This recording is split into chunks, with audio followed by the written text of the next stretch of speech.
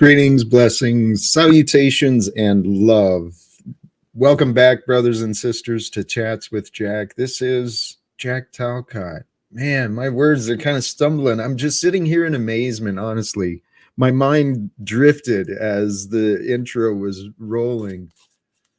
I was like, holy cows, this is my life. I can't believe that this is what is happening. And there's people that care. You guys are already here. I'm starting a few minutes early, so it looks like some of the notifications are working. Hank, thanks for the heads up, man. You are a welcome guest. Everyone is welcome today. I think, right now, who knows what I'll do later, but the link is already pinned for those who may wish to join. And I am feeling inspired today.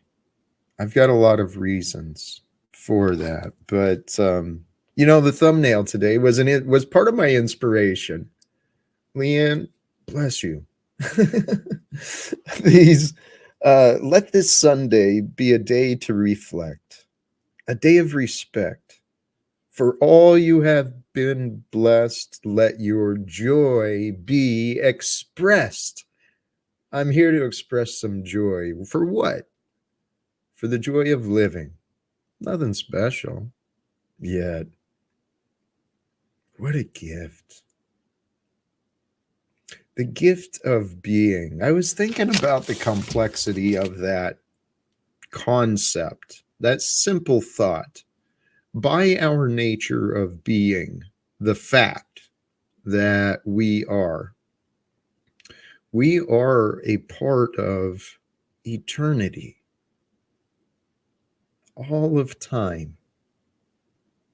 And yet we will only be able to know this small little part, the part that is within each of our unique perspectives. What a glorious thing this life is. And that's what I was considering. I've been breaking down words to find meanings and definitions. Not so much to fit things into narrow definitions, but so that within me I have a better idea of how different words may mean, I guess. Anyway, life. What is life for us as human beings? It's simply an experience through time from our perspective. And our perspective is formed through comparing our experience through the experiences of others. That's how good and bad are realized. That's how likes and dislikes are become known. It's through perspectives and comparisons. Now, even our own perspective, it changes. What I mean by that is the way we look at things or events, politics, money, relationships, habits, whatever. Our perspectives on things and events, it can change. And every day gives us, a greater distance mentally, emotionally from past events. Every day, and that includes today from yesterday. We can look at yesterday from a different perspective than we saw it then, because today we are in a different place in life. We've learned since the past.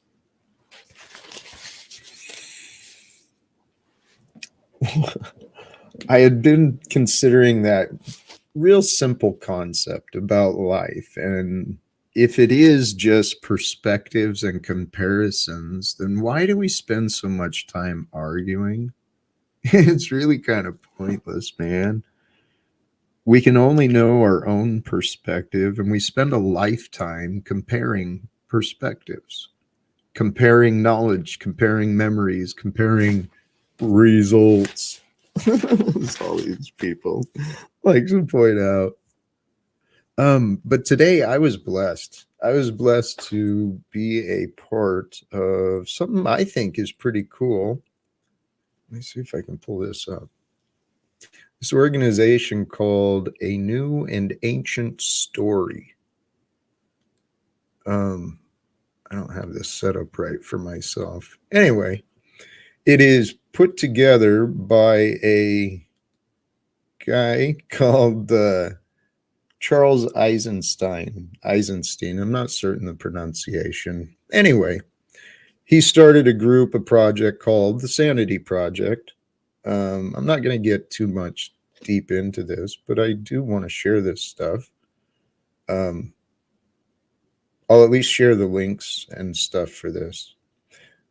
The reason I brought this up is I was part of a call he had through his new and ancient story community that he has created. So there's a whole community and more encouragement, more inspiration being shared. There's all sorts of things that we can discover. Yeah. You know what? After I get some guests up here, I'll figure out the links and stuff. And it'll be in the description later. The reason I brought that up, I was blessed. You know, we had Charles Eisenstein. He's a very gifted man. I don't know a lot of his background, but I've heard his words enough to know that he is very intuitive, very he's a pretty brilliant dude. So the topic that I felt the most encouraged by was his observations on some of the patterns of our behavior, why we create distances between us. Most of those boundaries and walls that we imagine and we create. Oh, bless you, Cynthia. You are awesome. Yes. Could have at least done that. The boundaries and the walls that we create that create the distances between us, the breakdowns in communication and trust, all of that happens because the world we were born into, it's a world of judgment. As I'm saying these words, it's kind of bringing a different twist and a different perspective to the way I was seeing it before. Makes perfect sense, wouldn't it? We live in the world of judgment, where lies and excuses, blame has become the prevailing way. Pretty normal for people to lie. And when we lie to ourselves, we start believing in lies. When we tell lies to ourselves or about each other, you say enough things, you start believing it, right? And even the crap, we were born into a world of judgment. And the note I had made yesterday was, or that was wrapping through my mind last night as I was falling asleep, was the connection. There are like, okay, hot and cold, they're two sides of the same coin. Love and fear, or I don't want to get into that. People argue, but hot and cold, light and dark, they're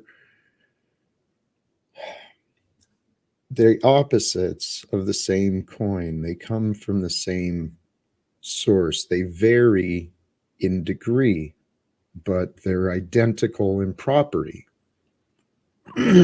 Anger and resentment, those two things go together. Anger and resentment go together.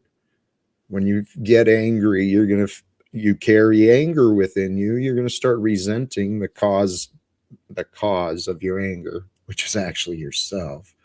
But anger and resentment go together, and guilt and shame go together. When we feel guilty long enough, then that shame sets in. But guess what?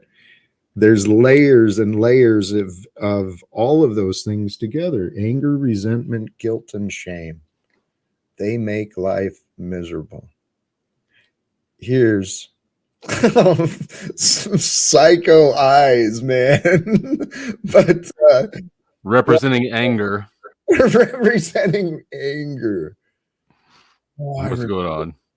Hey, welcome, my brother. How you been? Good. Busy. That is good. I haven't been you. Oh, that's right. You started up way late was that last night? Yeah, I started at like 12:30 or so, and I went for like 10.5 hours. It was nuts. What? Yeah, so um, right as I was getting off, or I was just starting up, final words. Um, Another the panel that I go to sometimes, Escape with Speakeasy. He was ending, and he had all of his people raid me. So right as I was starting to do final words, my viewers just doubled, and so I hit some new records, but then kept going for quite a while. So, Dude, that is pretty cool. it was cool. It was a good stream. 10 hours, man. I don't know. I had to take a few breaks in there. Like, there's a few times where I was just like, you know what, you guys need to. I'll be listening. I'm leaving.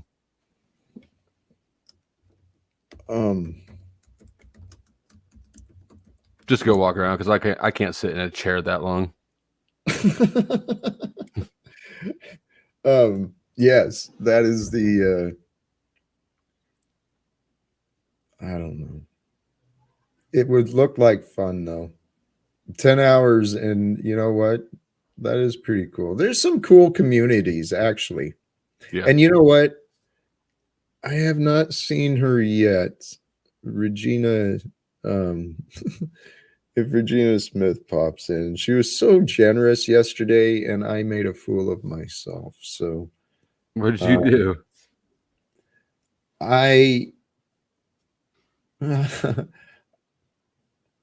I received a message from her at the same time I was thinking of someone else. And I responded to her not politely. And this was, I think I don't know, it was the same day as she was so friggin' generous with her contributions with me yesterday. I was like, Did you explain the mistake? Yes, I did. And but you had 100 at 6:00, man. Yeah, I hit 120 was the highest yesterday. Holy cows. What, I'm sure you covered a whole bunch of topics. Anything Yeah. Fun? Yeah, lots of fun ones. Let's see. Not that I can remember any of them. So, well, the kind of closing scene, I suppose, was new guy came up. I can't remember. Uncle Fatty, and he was a trip. But he's very. Oh, well, he lives by you. Maybe he'll go to lunch with you. He's very. He lives in Idaho, but he's close to Spokane. But he's very.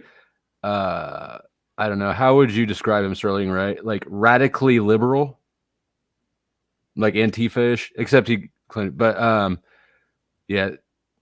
And I'm, an ex-Proud Boy. Maybe you don't know. Well, yeah. Anyways, it was a good conversation. We ended on a good note. He just didn't really know where he was. Hey, that is funny. What was his name? YouTube or whatever? It was Uncle Fatty. Uncle Fatty, yeah. Uncle Fatty from Idaho. That sounds, and an ultra liberal, dude. Sounds like fucking perfect for me. Well, it's at the end of the stream. You're welcome to, and he left a comment down after the stream was over, so you can find him if you want to wrangle him into lunch or something. He needs some sort of guidance.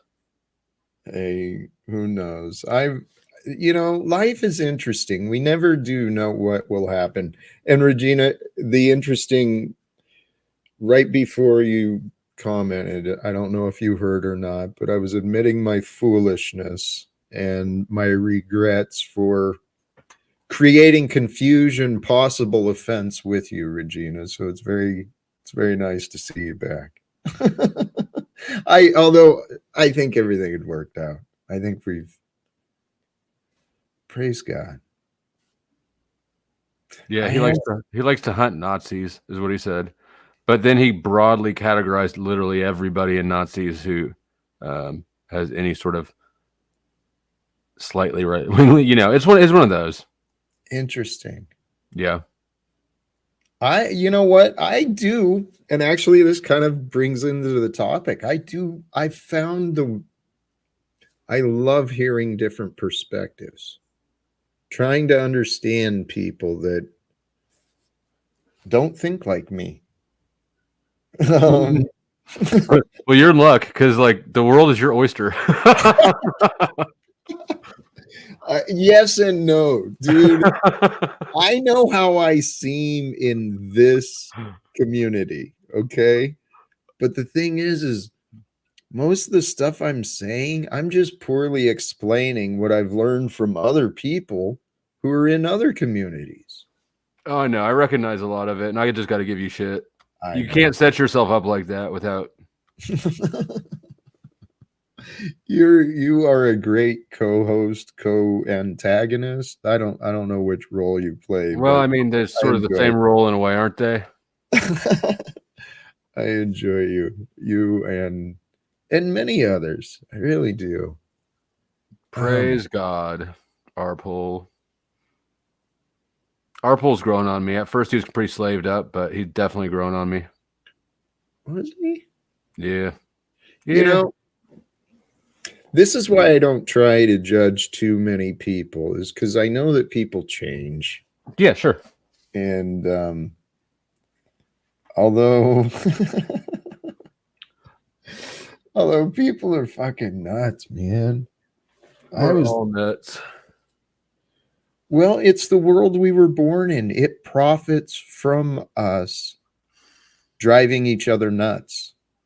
Well, humans are geared primarily towards problem solving, and that can really create a lot of problems if you follow, because we start trying to solve each other or make, you know, so it's sort of an interesting paradigm where we need problems to solve, but then what? We start making problems to solve. There is a lot of that, actually. Mm-hmm. It's the backwards world we were taught. We're not supposed to find problems. We're focus on problems. We're supposed to focus on solutions. Well, But I mean, I think that you're finding a problem with the fact that we find problems when the reality is that we just find problems and it's not a problem. that too, we imagine problems and we create unnecessary they've solutions. done studies, and as psychologically, as problems are reduced, our brains don't chill out. We find the same number of problems, we just get more sensitive to them. So we're all kind of set. We have a equilibrium that we'll go to as far as problems go. It's interesting you say that, because what you're describing, I experienced that myself, and at first I kind of rejected what Jeff was saying, but once those pathways are set, it's not that easy to alter. And when we've gotten into the habit of searching for we've gotten into the habit of finding problems, then we are constantly searching for problems, and yeah, it can take some effort to change those patterns. Well, I mean, and I agree with Gen X Jeff. People have their central point that they're anchored to temperamentally, and you can wiggle around some, but only within a bandwidth. Which the amount of bandwidth each person can wiggle out is another character or another personality aspect, right? I've got some training and background in the personality type shit, and this is all right up that alley. But yeah, I can behave out of character longer than most people can.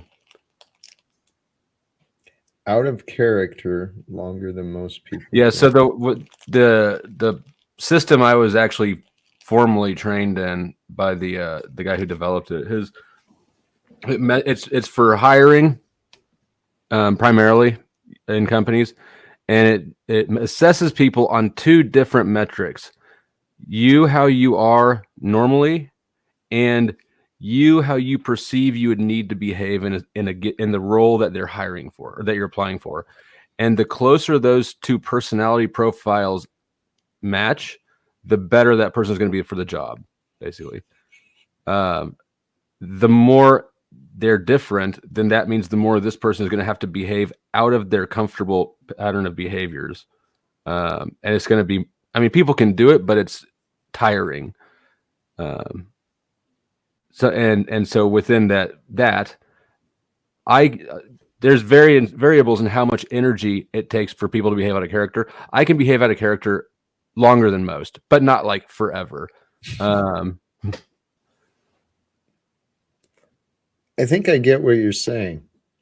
Yeah. It's the ability to mind over will or whatever. Yeah, to modify my behavior to suit the environment. Yes, that's a gift. That's a skill. Not everyone. I don't know if people have that.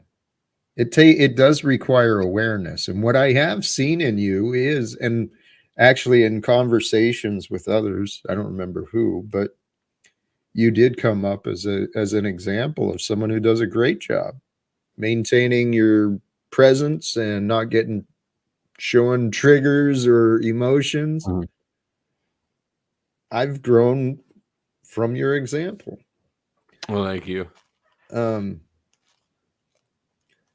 But I still know you're wrong about me. Well, that's fine.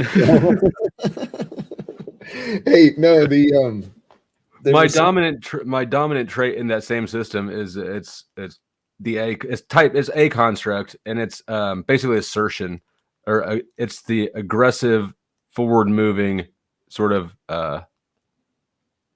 personality aspect, just barely in front of extroversion. It's not so much being a chameleon, it's being able to adapt and change yourself for an objective. Is that right? Or do you think you're modifying your behavior to fit the situation? Yeah, adapt. Yeah. That's the way to survive. You got to be able to adapt. There are far more adaptable people than me. I'm more than average, but not a ton more than average. And in certain ways, like I don't like details. I cannot focus on details for that long. No matter how much I want to, at some point I'm just gonna get frustrated and go, "Fuck this shit." You put the beans in their slots. Hey, it's interesting that this topic came up too. I love this comment, Nude Guru Sharon. It's different, but hey, you came to my mind, Flow State, when I was considering this, the way that the world operates. We've got money used as this incentive, but the real idea is, the question is, how do you convince other people to want to do what you want to do? Because even with employers, right, they're looking at what's the least amount of money I can get these people to do what I want them to do. Hey, welcome, Hank.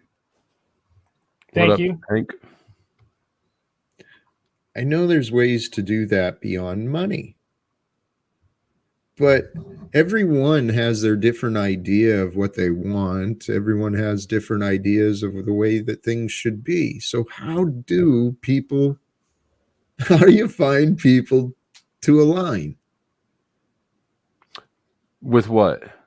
Like, how do you match people up with each other or with yourself or I'm not sure the question. Refine the question. The question did come honestly from my own personal experience. I'm trying to keep it broad so it's applicable, but how do you find the community that resonates with what you want to do? We have brute force. We don't have any other options. We have brute force. Just we have changed communities till we happen to find one that fits. There's incentivizing too, but so far it's been the money that's been the focus.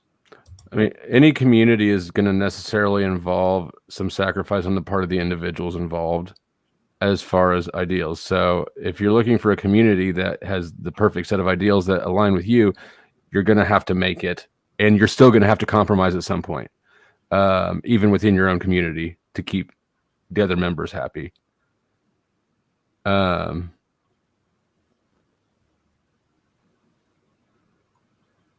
Yeah, shared values. And I don't know what the context of that is. Oh, so he says how to find community and shared values, interests. Jeff's answer. This probably had to be more net. I'm not sure that I think that community is where you find, like, community is like flavoring on your, for lack of a better word, I mean, organization, a grouping of people to share the same priorities and values. I know businesses, they use it through employment. The incentivized to get people to do what they want is money. maybe I'm like thinking about this and you're looking for, or your question was phrased. Never mind. Carry on. Yeah, I think I don't know how to articulate what I'm thinking. Yeah, I can. So shared values and interests is pretty shallow. Like I just went to Giant Eagle. Well, the shared value and interest is buying stuff, buying food. Basically, Right. I got some butter. Well, that's a community. But that's how important is that? Yeah, when you said shared values and interests, I was thinking of something more broad and deep than like employment, right? That's a shared interest, but I would not say that that's a community. At least that's not how I was thinking of it. So yeah, you say it's a community, but now it's so trivial, but it doesn't matter. Hey, let me pop in, deflecting the subject. Talcott Express, thank you so much. I thought about trying to do something today. This stream sponsored by, I've received some contributions in the recent past from several people. And come on, man, at least share the likes, man. Likes are free. I thought you run for Antichrist, not Fuhrer. I'll take whatever position I can find, man. I don't know. I shared the link previously, but that sanity project in Charles Eisenstein we went through. He took the group Zoom call, over 100, a little bigger than what we're doing here, but took everyone through a guided meditation, or actually it was just a meditation, and shared some observations on,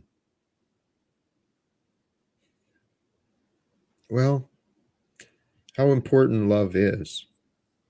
This is kind of not my view on what he said, but how important love is, how important these relationships are in our lives. And we have within us an ability within our mind to travel to conceptually our life's end. And we can unite our mind of today with the consciousness of our, end of life review. We can look back at ourselves from a different perspective today or in the future or in the past. We're here to discover and create our purpose, our meaning. And we've been living it. whether we realized it or not. That's the dichotomy, the paradox. It's it's fascinating. But I encourage anyone who's listening today. I was reminded of these things myself, so I feel like sharing them. There's been a lot of people who have been blessed by what you've offered in the past. Whether you've realized it or not, the divine spirit, the divinity that creates us, informs us, moves us, it brings us through our lives in some sort of perfect order. There's a logic, a perfect logic for everything. But within the limits of our minds, through our memories and the clouds, our patterns of judgments and fears and insecurities and not worthy and blah, blah, blah. Guys, we're here to grow in our perspectives, allow ourselves to grow in our perspective of everything. Allow things to be greater than you might think. Allow yourself to be greater than what you think. I think I'm pretty great. I know you do. I can tell Hank does too. I believe that.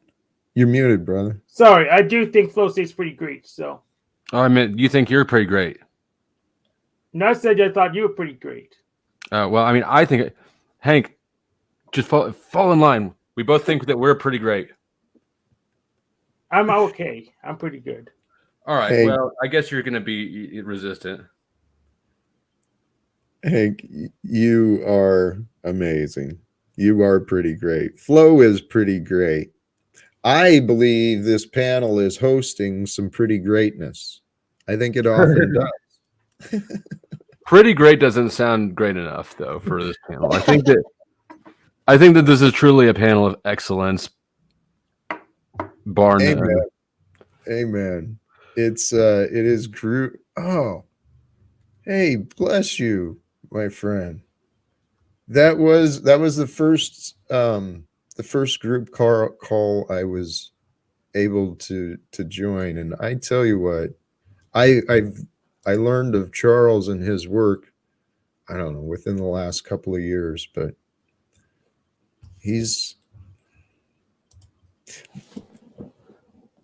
the time we are living through right now has some amazing gifted teachers. You might be one of them.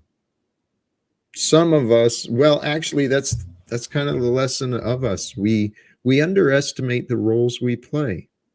I'm a criminal, I'm an employee, I'm a boss, I'm a man, I'm a dad, I'm a blah, blah, blah, whatever. We are everything. We are so much more than just the little bit of roles that we remember. Each of us plays the role of a student. Each of us plays the role of a teacher. Hank, brother, man, you're helping create the panel. I should be contributing to you, but leading the way by example again. Thank you, Hank. God bless you, brother. There is a lot of pretty greatness. The world this life we are living, it is a mystery. And yet,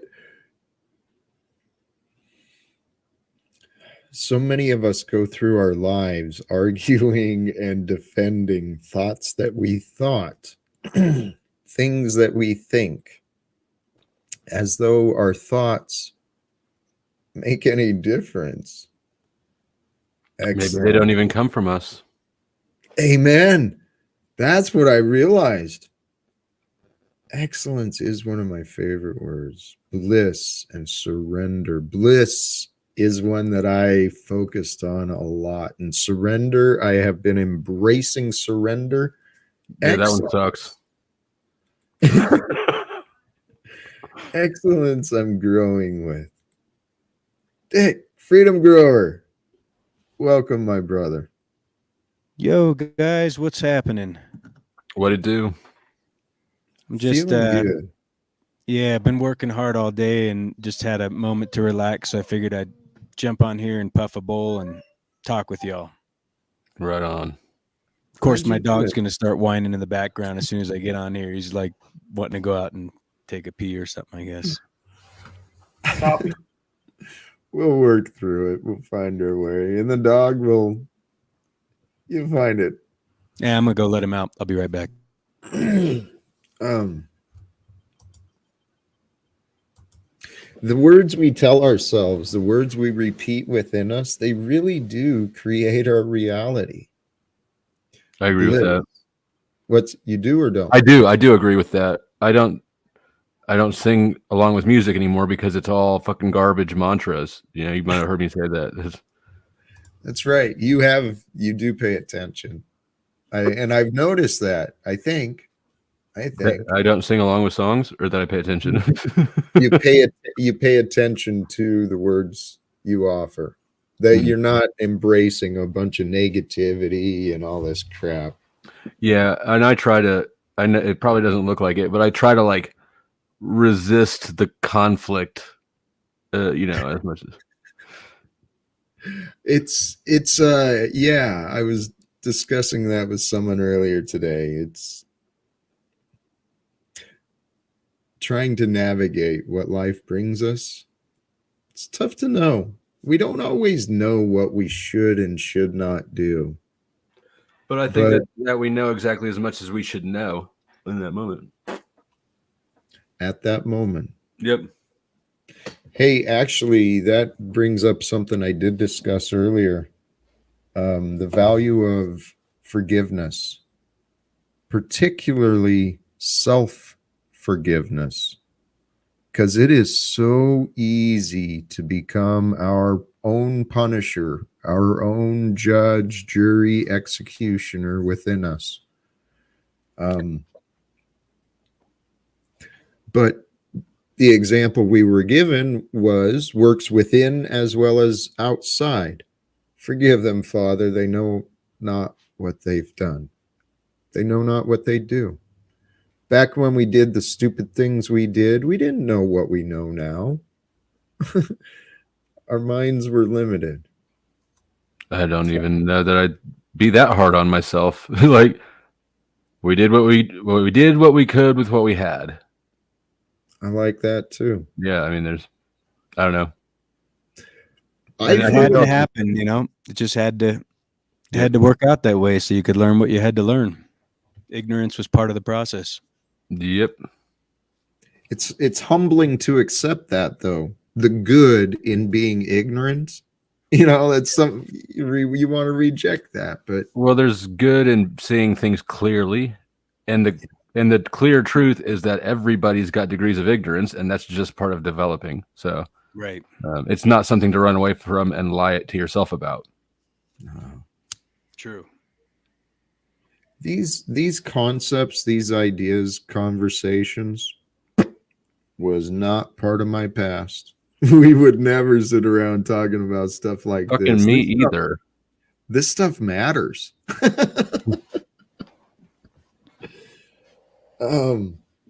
If you had told me 10 years ago that I would be sitting here talking about shit like this and thinking to myself that porn is destroying Western society, right, and music has all the bad lyrics, like I'd be like, no, get out of here. I'm not that person.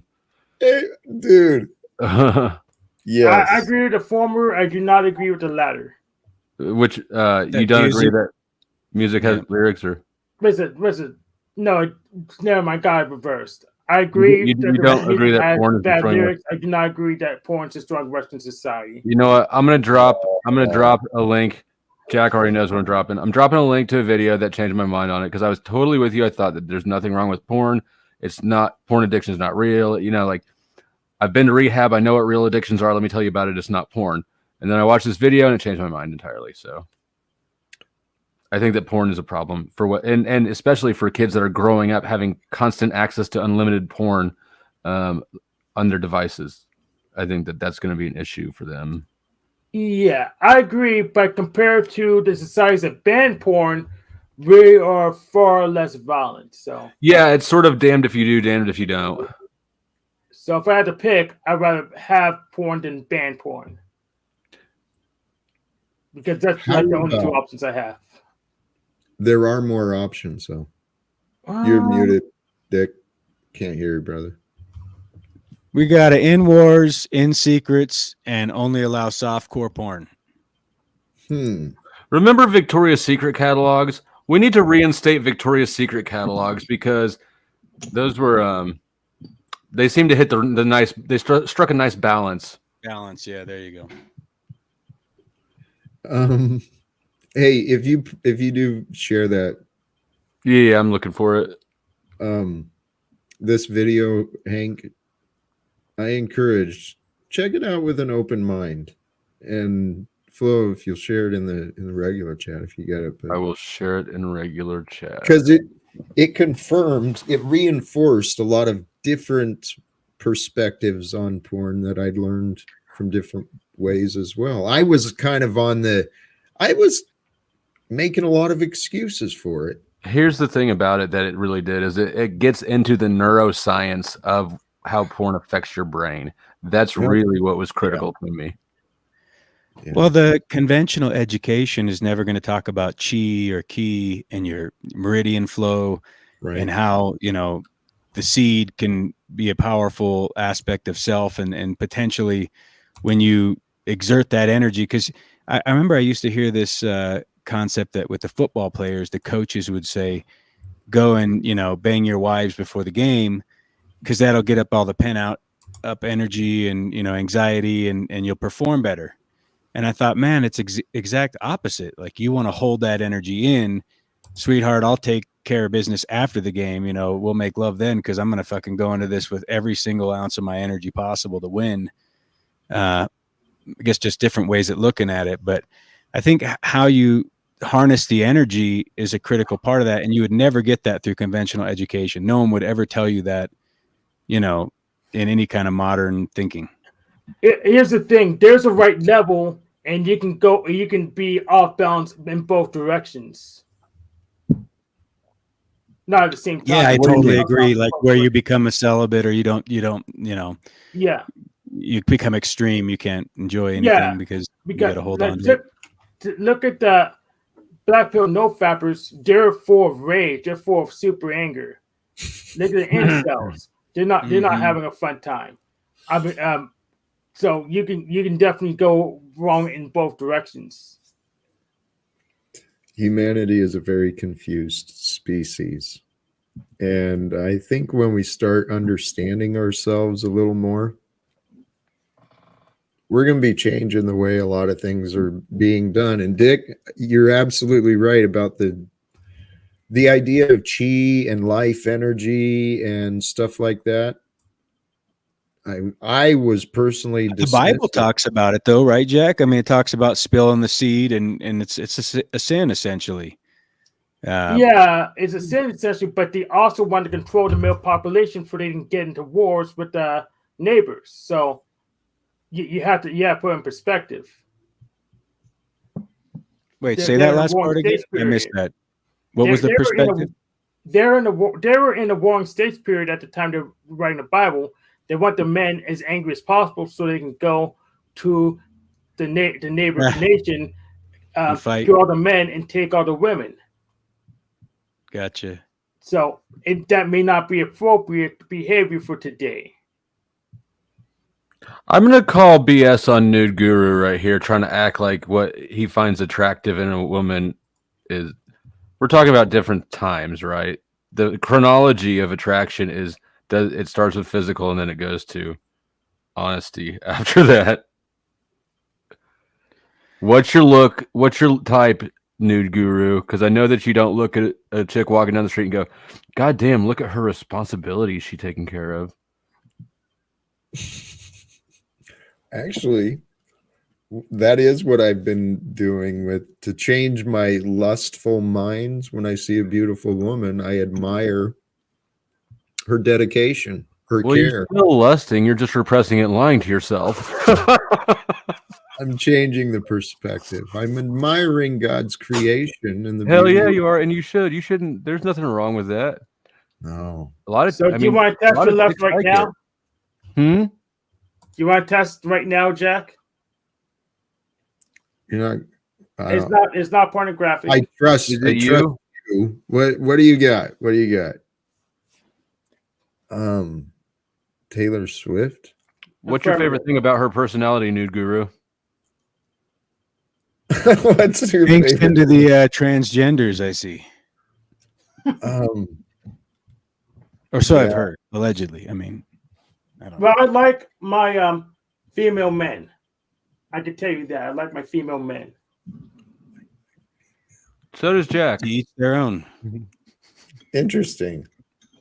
Just kidding. Jack likes manly men. Hey, there's a lot. Well, I like both. This world we are living in is very, very interesting, and things are not always as they seem. That's what I'm talking about with the true. I think that's what Hank is saying as well.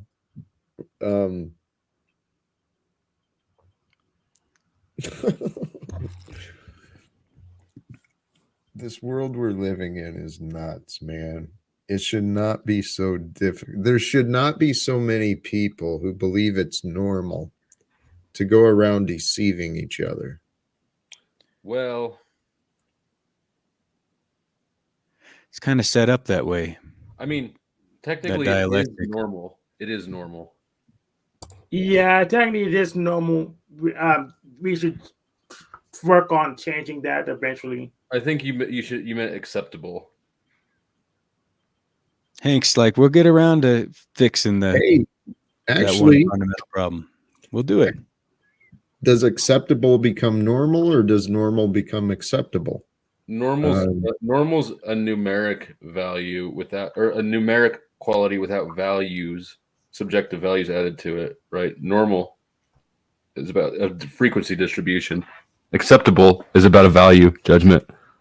You get what he's saying. I think it's relative. He's talking median versus qualitative. Yes. Qualitative, yeah.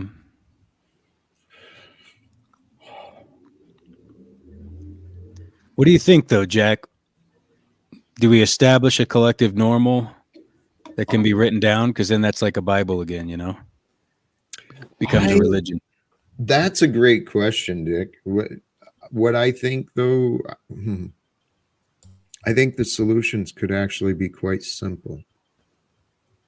It requires people learning how to trust each other and to allow simple to happen. But I think the future for humanity, the simple answer is no more lies and secrets. Well, what about Victoria? Can she keep her secrets? I saw, and the fact that there's a profile, horny for Talcott, man, that just fucking kills me. I love you guys sincerely. So to answer your question, Dick, I would say, what's it? God damn, I forgot the question. Well, it's basically, do we have government or not? Because the collective normal is always some kind of decree from on high that everyone needs to adhere to, because we collectively are saying it should be imposed for the better good of the outcome of all of us. Well, we either have a government or we have a war. So which one's more productive? Or what if we have smaller wars because they're localized? Now you don't have the collective blood, sweat, and tears of the people to siphon off of to fund your wars. Yeah, that's better. But if we have a big government, we can simulate the wars with elections. So more short tenures. So it's like if Hank and I have a disagreement, he takes me outside, roughs me up a little bit, everything's good. But you know, I heard he can. Federal Reserve gets involved. It's $1 trillion ordeal. Who told you that? Just people. Well, look at what we're doing right now. I mean, isn't that a very good example? Yes. Dick, it kind of is.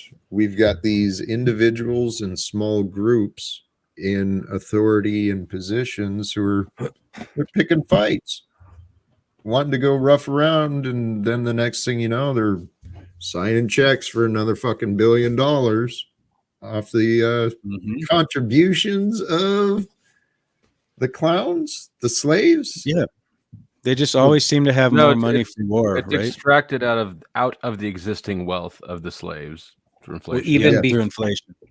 But even before that, they're actually funding Hamas. They're funding Iran. They're funding all the people that now they label as the terrorists that we need more money to go fight the people that we actually funded. So how do we get our cut? Exactly. How do we get our cut? Well, we don't even want to cut. You just don't want to be involved No, with it. not You'd of death. like to dissolve it as much as possible.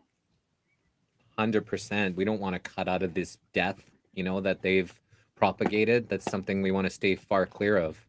But if they're paying us, they can't pay someone else. Yeah, but I mean, if they're paying you, then there's expectations and criteria behind that pay that is probably nefarious at some level, even if it doesn't look at it initially. It's like it leads to that when you realize where it's going. There may be a way to give them what they asked for and still not give them the result they really wanted. No one's going to pay you for nothing, right? They have an agenda. Yeah. Okay. Even universal income is tied to an agenda, right? Yeah. But what was it? Automation. But we probably should try to get people to work less if they're too productive anyways, and work more if they're not productive enough. Try to just balance it out. Jack, what are your socialist thoughts going on right now? I'm trying to follow along. Because the solutions, the problems we have are, it's worldwide. There was a question from, what is an example of a collective norm? There you go. That was language. There you go. Language. You don't eat dogs. Yeah. No. Well, Maybe there's societies that do. The That's a Filipinos, the collective norm in the Hawaiians, West. the Japanese. I mean, there's different parts of all those cultures that eat dogs. Well, and so then let's expand what the collective might be so we can get as broad of a norm as possible. And let's just go worldwide. All humans, all beings of human. What is a collective norm for us? Well, the banker's lies, the belief in authority. I think those have been spread pretty worldwide. But there's plenty of people who'd stand toe to toe with you and say, no, that's the best system. Where we have this set up because, it creates inroads for freedom and liberty across the rest of the world instead of just in the USA. Isn't that the argument? Correct. And I would absolutely agree and say absolutely it has been the best method that brought us to where we are today. But it is a collective norm. And the collective norm, what is normal, what is comfortable, it becomes limiting. And I actually think it's time for the world to move beyond what was normal of the past, because you know how many generations have been at war, funding oppression, continuing invading, raping, pillaging, for what? For fucking I got a collective norm though. A collective norm is that we all need to eat. Hell yeah, and I'm having peanut butter jelly right now. I listen to Jack talk about ending wars. Dude, that's awesome. Other dude was hopping in the tub. So peanut butter jelly actually sounds good too, man. That's one of my favorites. I'm not sure that anybody would stop all wars once in power, to be honest, though. Yeah, I know I won't. I mean, I don't. It's pretty safe to say that I wouldn't. Jesse might. I would bring all Jesse the troops I home. actually believe That's Jesse in- Oh would. yeah, I would too. There's no reason to fight a war unless you're attacked. 100%. And if you brought all the troops home to work on infrastructure and roads, getting clean water for everybody, you got all these bases, all these troops, build up this army of the best and the brightest. So why not fix America? Why not come back, fix Canada, fix the actual places that you're in? And then once you have abundance, then you can freely share with the rest of the people, as long as everybody is taken care of in your own space, because you're only as good as your weakest link. And if your weakest link is all these drug addicts, people are all dying all over the streets, and that you want to be proud to be American when you see that happening, it doesn't make any sense. So I agree with using the army to rebuild infrastructure, but I still I want the wars really small. I want the smallest, like Yu Yu Hakusho, Dark Tournament, or Mad World. Keep them really Just an small. occasional knife fight here and there. Yes. No. We can overcome even that. Seriously. Well, but it's gonna cost too much. We will have to sell the whole planet to do that. So I don't think it's worth the price to pay. Hank, I say the government should have a flat tax, and it should be 3%, and it should never be able to be more than that. And the money should be an honest currency, honest weights and measures, and those two things, they wouldn't do it, but that would solve every problem that we have with government. They'd have to be way more efficient, way leaner and meaner.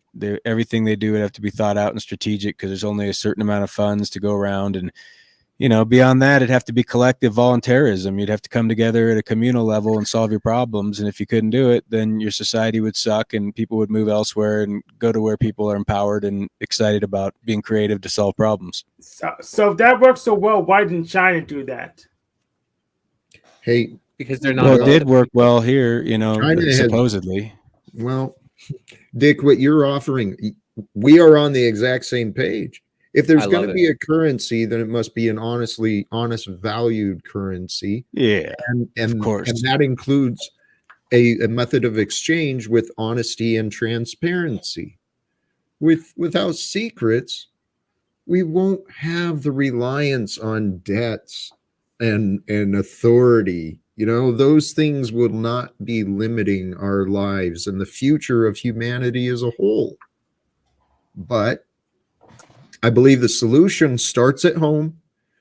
It starts within every community, because if every community actually cared about its neighbors and the people within the community, they would not allow, we would unite as communities to address this nonsense that's been going on in the federal system.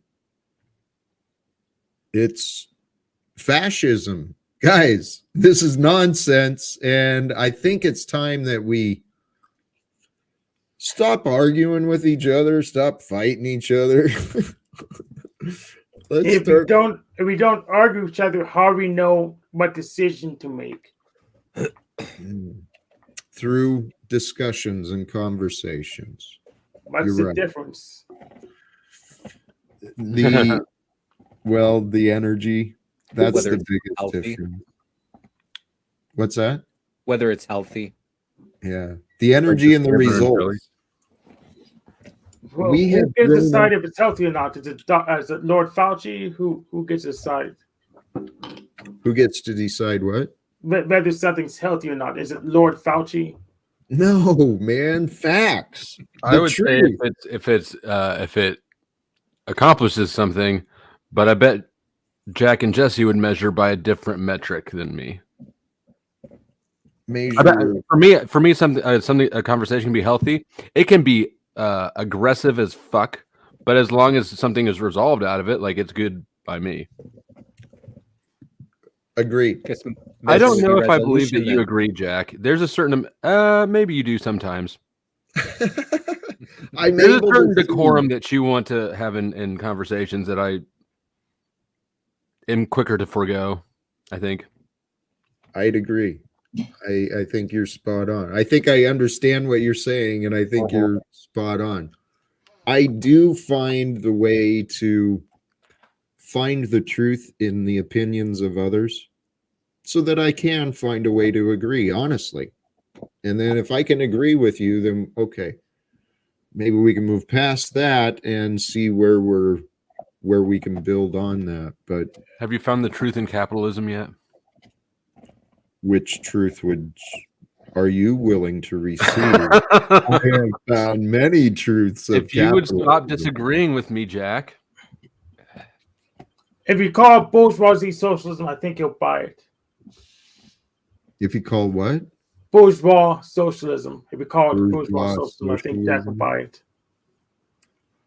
What we have is toxic, and I know that humanity can do better.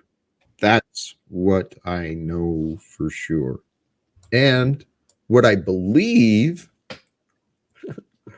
is that God is moving us to bring forth the solutions. Welcome, Angela. I think it's toxic, but I am not convinced humanity can do better. There's no obviously better system that I can conceive of. Do you guys agree the solution is drugs? Yeah, give me that soma. No. We talked about mass dose of mushrooms everywhere. If the whole world went on mushrooms for a day, would they actually maybe put down the arms? But, I don't think that you could mass drug people to think that that would be a way out. How's that water tasting? I was gonna say. Yeah, we're already being drugged, so you're just saying better drugs. Better drugs, yeah. More euphoria and less, just brain damage. Well, there's a Brave New World wasn't that bad. What wasn't? Brave New World wasn't that bad. Hey, there's a reason that the hallucinogenics and the mind-altering drugs do what they do, and it makes a lot of sense. I don't promote the use. Each person will be guided. I think we'll find what we're supposed to discover, but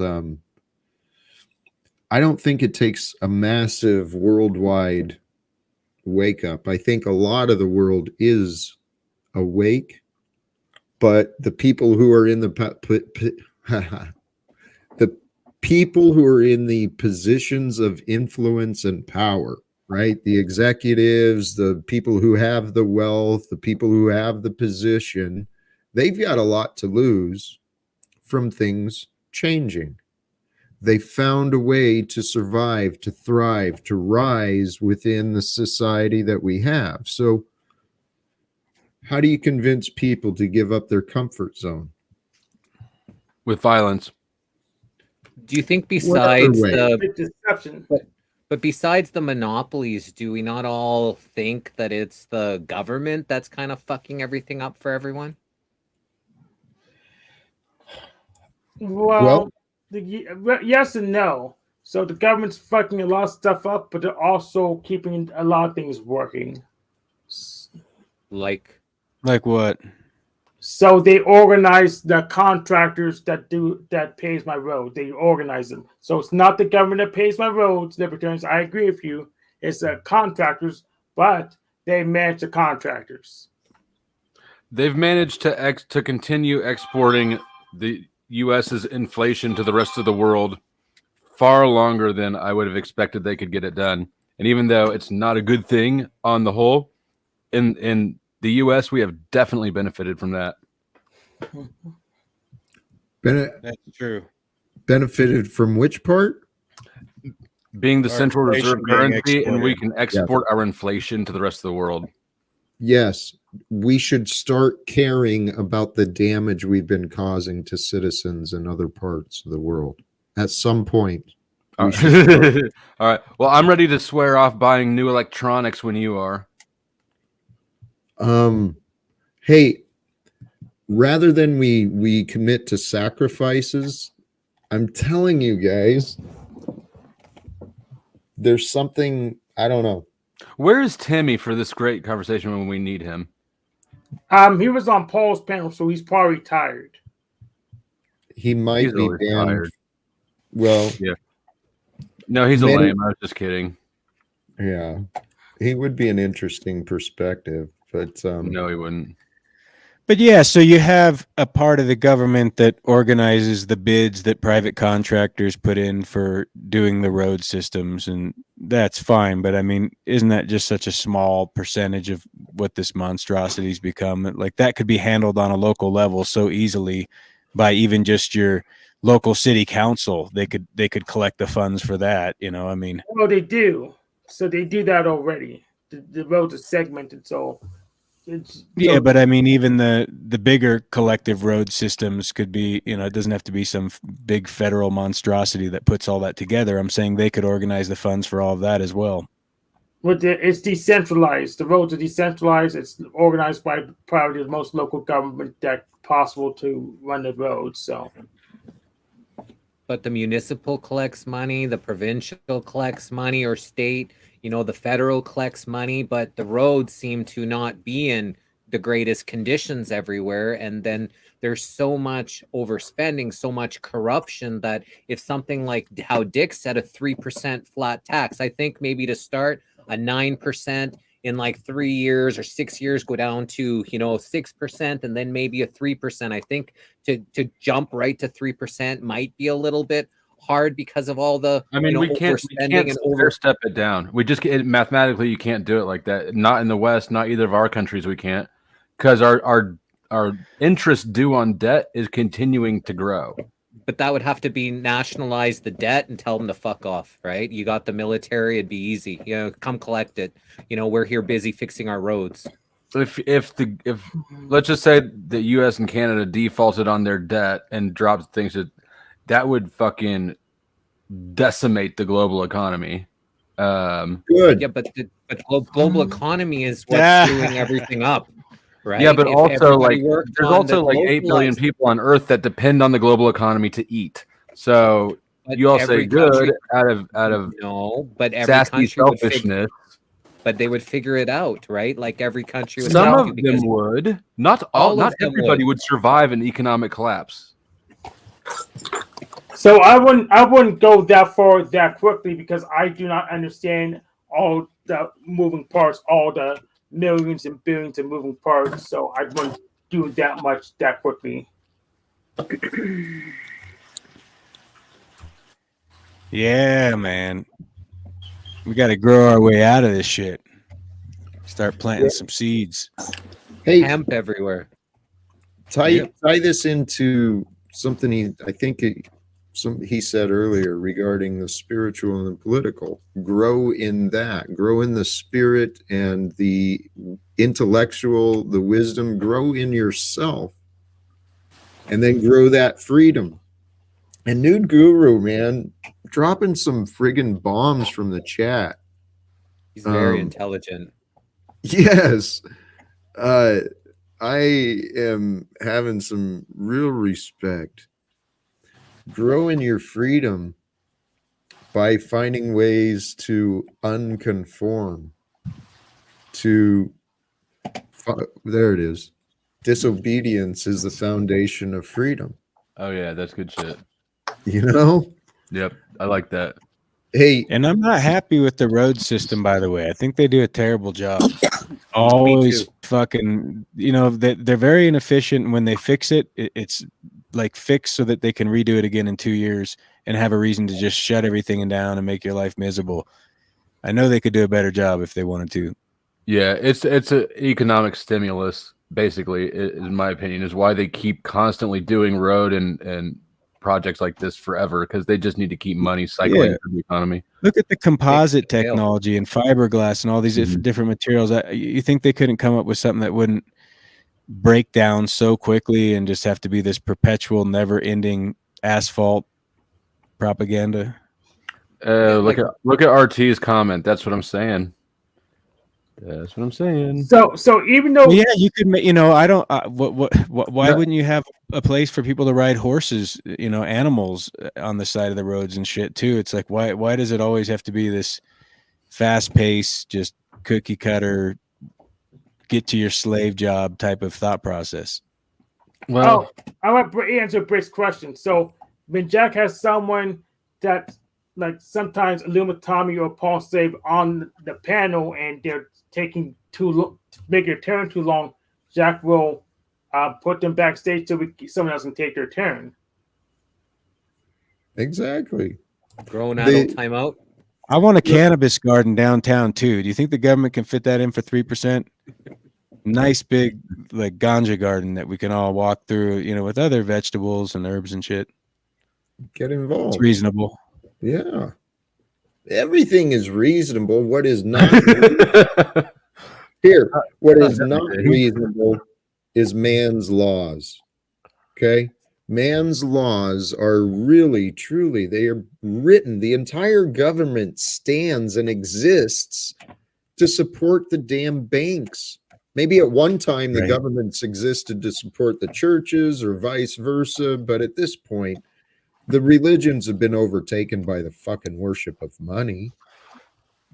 I mean, let's face it. You want to know what's happening in the world, you follow the money, right? Yep.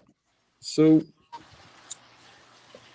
money can also do if they have off balance sheet, May I, Jack? Please, go ahead. Welcome. This is Ahava in Hawaii. Can you hear me, or is this Michael? Yeah, we got you. Sounds good. great. Because when we first tried this, remember the mic was horrible. Anyway, I'm glad it straightened itself out. I just wanted to say that was great insight, because the reality, what you're speaking is truth. This isn't our government, you guys. This wasn't the original Constitution for the people in America. This is a de facto, parasitic, fake, inverted, satanic government. So and what it's do we not do? for us, the living souls on the land. It's for the people who, honestly, they will trade their freedom for what is so-called security, but it's not really security at all. It's, we have been completely deceived. The word of God says in the end, baby truth. The whole world would be deceived except for the very elect. So, Jack, you are one of the very elect. You're out there telling the truth and spoiling it for the bad guys. But the truth is, you guys, if you're here, you're on the path. We're not supposed to be changing the government. We're supposed to be overstanding it. We're supposed to have living men and women in office, not legal fictions that, like you said, just work for a bank. And the truth is, every single politician, every one of them, if they're still on the world stage, they're all in the satanic club. You can bank your money on it. The left-right paradigm is not Yahweh, Yeshua, the Most High God's plan. His plan was what Jack's talking about, unity and loving each other. But we have a whole world that people have no clue how to love each other at all. Hang on just 1 second. My dog just ran off. I have to go grab him. Oliver. Well, I'm not a follow Yahweh, so technically an Abrahamist would put me in the satanic club by default. Keep your devil shit out of this. We're having a nice evening, and you're bringing Satan like always. No, actually, to reinforce what she said, we're all in the perfect spot, right? Regardless how you might identify you or how others identify you, we are in the perfect spot. And I loved what she said as far as the solution. If we had conscious, real men and women in those positions, instead of those playing the fucking corporate game, things would change quickly. I mean, I think those are real people. You're not giving humanity enough credit for being self-serving. Self-serving is self-defeating. It's obvious. That's on a level. On a level, it is. But it's parties, one side or the other, parties that are the ones controlling things, and the people that are playing those parts are insignificant when it's the parties, both sides, that are being controlled by some strings. So it doesn't matter left or right, doesn't matter what person is in there. They're all controlled in the current system that we're in. Yes, but you look at who has the strings. It's not someone up top. It's people down below them that are actually doing the puppeteering. No, it's a great game of deception, and it's a cosmic light show. We are the stars. We are the participants. We are the stage. What the fuck does that mean? We are the show of history at this time. We get to choose what happens from here. The past brought us to here, to this, but this is a group. This is a group of rebels, a group of just friggin' strong, tremendous light. We are messengers in our own ways, and we're here to change this world. We have been changing the world, but let's wake up. If we've been changing the world without even really trying to change the world, what if that was our goal? Was just to change the world each day in whatever ways we could. Yeah, I totally agree, you guys. I'm back. Sorry, my dog ran out. I totally agree with you, Jack. Just little bits every single day. You guys have heard of like random acts of kindness, things like that. It blows people away when you just smile at them, because people aren't used to being smiled at. When you're in the grocery store and there's somebody standing in line with two things, you know they're in a hurry, they're late for somewhere, and they want to buy two things, and you have this big, I always let them in front of me. And then it starts a trend and people look around to see if there's anybody else. But you got to be the leaders, as Jack said. If you're here, you're a light warrior for real. You know, so once you know that, I mean, you can either jump on board and embrace it, who you really are and what you're supposed to be doing, or you can go in and out, in and out, in and out. That feels good. Convenience and go nuts, literally for years, right? Because you're trying to play both sides of the fence. You know, you're trying to get it together. Yeah, we got to pick. When Yeshua drew the line in the sand, he said, you got to pick. So once you pick, then you got to study to show yourself approved. And then once you do that, you really walk fearless and you want to start helping people. And it's like magnetic. I started on this path 20 years ago at 40, and I'm 60 now. I've accomplished a Hawaii Jural Common Law Assembly. I'm a little white woman in Hawaii, okay? And I got a Jural Assembly of 60 people from outer islands to come together collectively to start fighting back. We're doing Lahaina lawsuits. I had friends fly in from all over the country, just like you guys, who study law, who came here to help these guys put in a case, because it's genocide what happened in Lahaina. I mean, it's absolutely not a wildfire. They want to create a 15-minute city. They knew the people would never leave their land.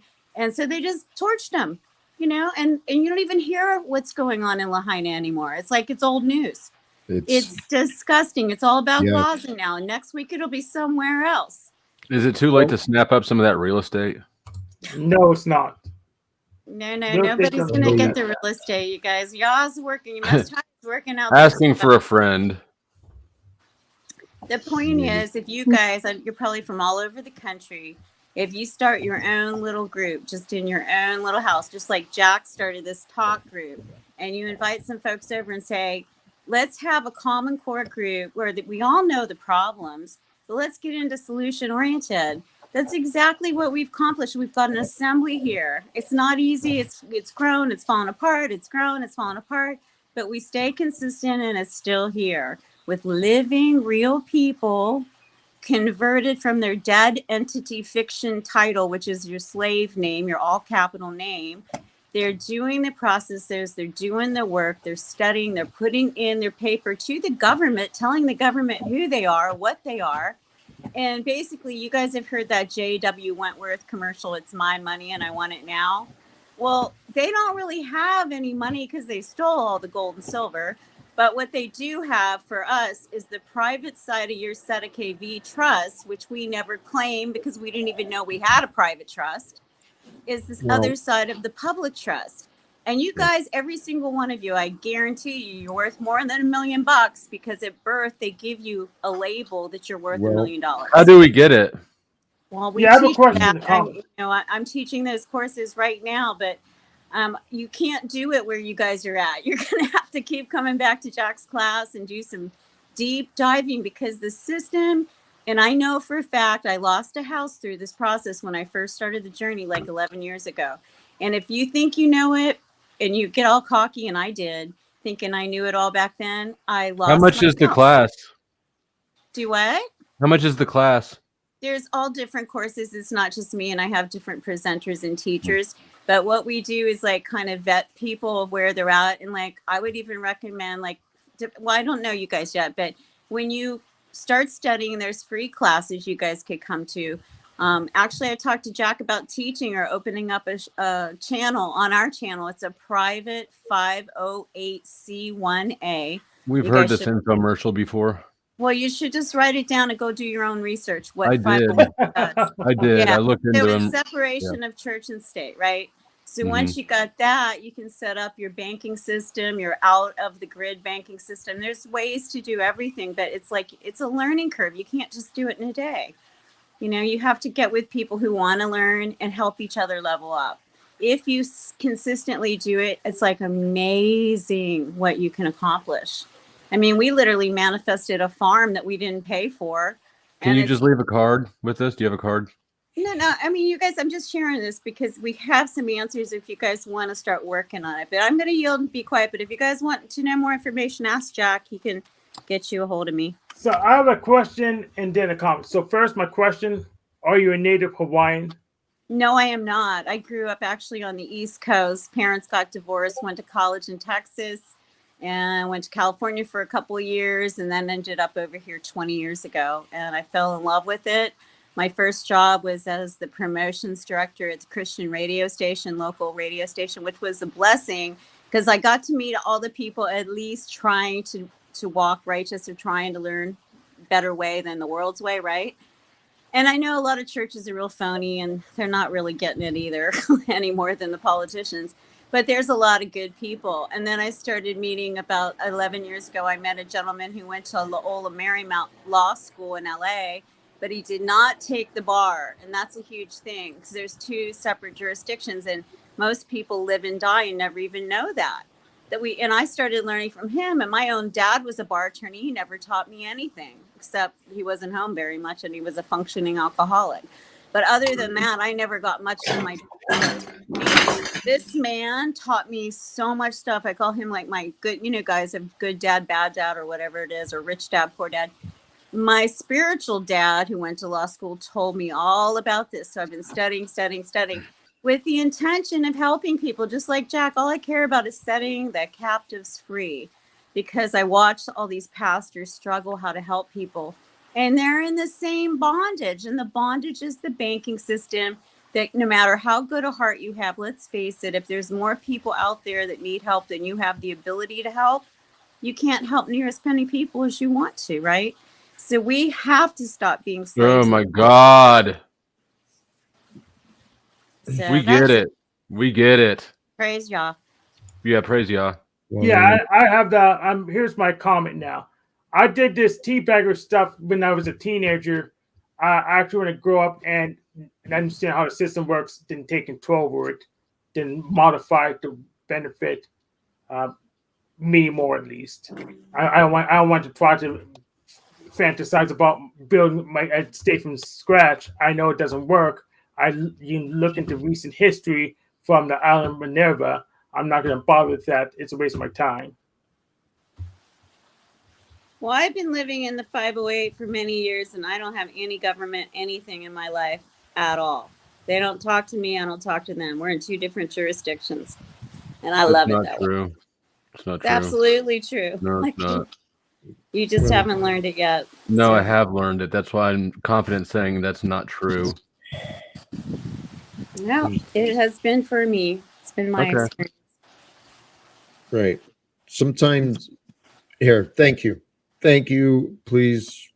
There are many different options to find what we feel as freedom. And sometimes that freedom comes from external security, the idea of resources, the idea of solutions.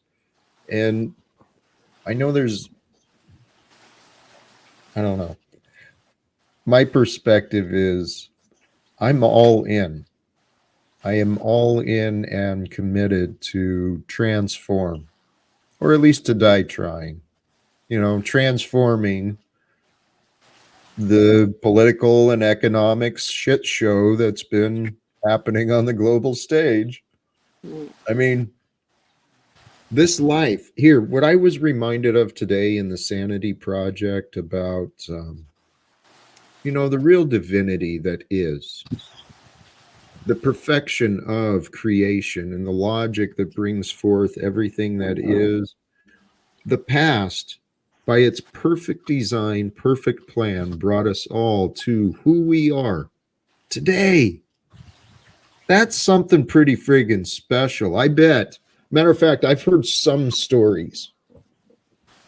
Many of you on this panel maybe shouldn't be alive. I mean, the logic behind the fact that you're here, right? That was true for me. I shouldn't be here. I should have died so many fucking times, but I didn't. I'm here. And the point is, Chuck, maybe this isn't that. Maybe this isn't to me. The point is, each of us has been through a lot of pain, a lot of darkness, a lot of confusion. Maybe we made some mistakes. Maybe we hurt others. Maybe others hurt us. But each of us, through those experiences, we've gained wisdom. We've gained an ability to understand the problems of others that's different than others.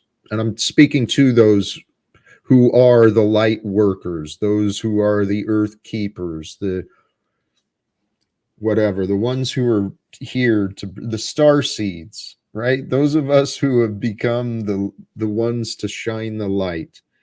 Where is the lighthouse placed? It's out on the most rocky, dangerous place. That's where the lighthouse is placed for the protection of others. So each of us, we're all at our different places. We're all at this same time of life together, different points in life and development. But there's something amazing happening here through us for the future. I refuse to accept anything other than that idea.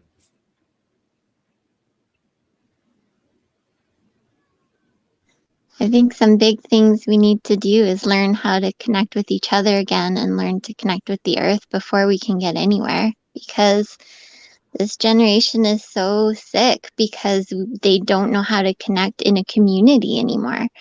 Like, I was thinking of saying, like, we should all learn to be self-sustainable for ourselves, and then for the communities, and then for our own, like, provinces and states and whatever. But even starting there, we're all having an impossible time just trying to figure out the being self-sustainable part, right?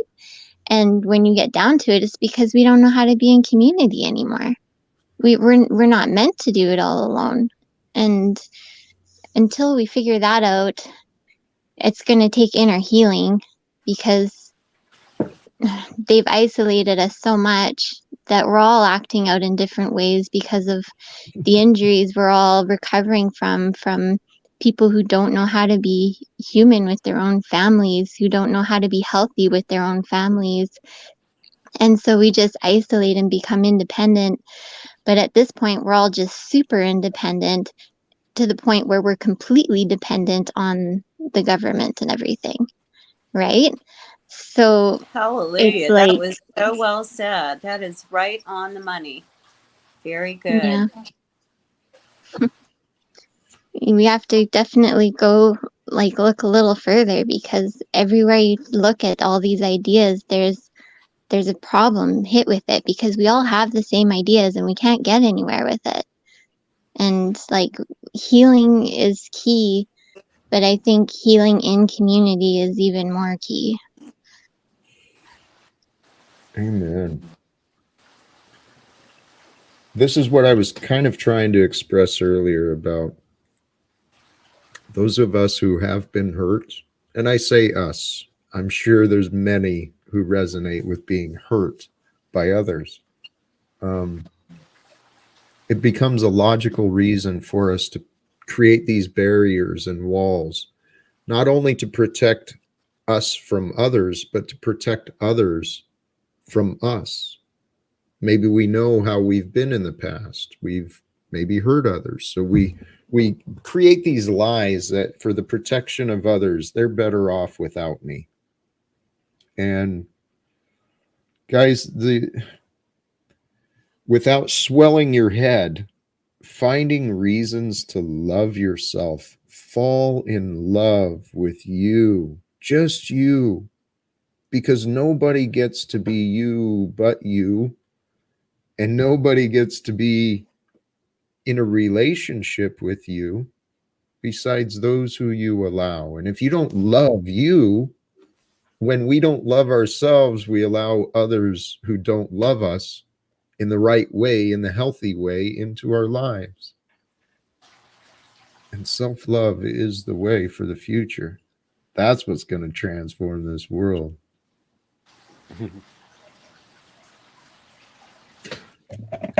I'll carry that thought through. I mean, self-love. To the finish? Yes. When we do good, it feels good. It feels good to serve others.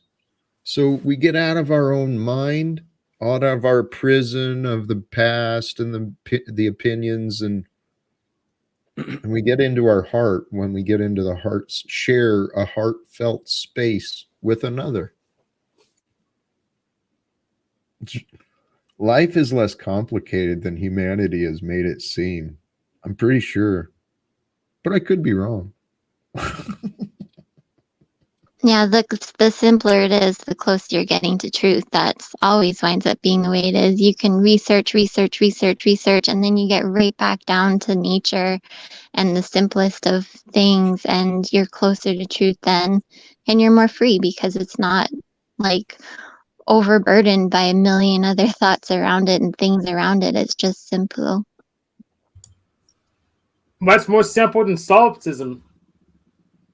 Solipsism. That's the idea where it's just you, right? Yeah. Except it doesn't make any sense. Well, we're seeing right now that solitism isn't simple. It's screwed us all. It's messed us all. So to say that that's the simple is very not true. But we have overcomplicated things. We have. And so if we can humble ourselves to that truth, maybe I have overcomplicated this problem that I'm seeing. Maybe I've overcomplicated why the reactions were what they were. Whatever. RT is on a fucking streak down there in the chat. I'm sorry, but he's killing it tonight. Is he? Yes. I was paying attention, and then I started not paying attention because he's hitting them all like right in the bullseye. I agree. Hey, and whenever you're asked where you live, respond with "on the land." Yes. That's where we're meant to live. That's where we do live.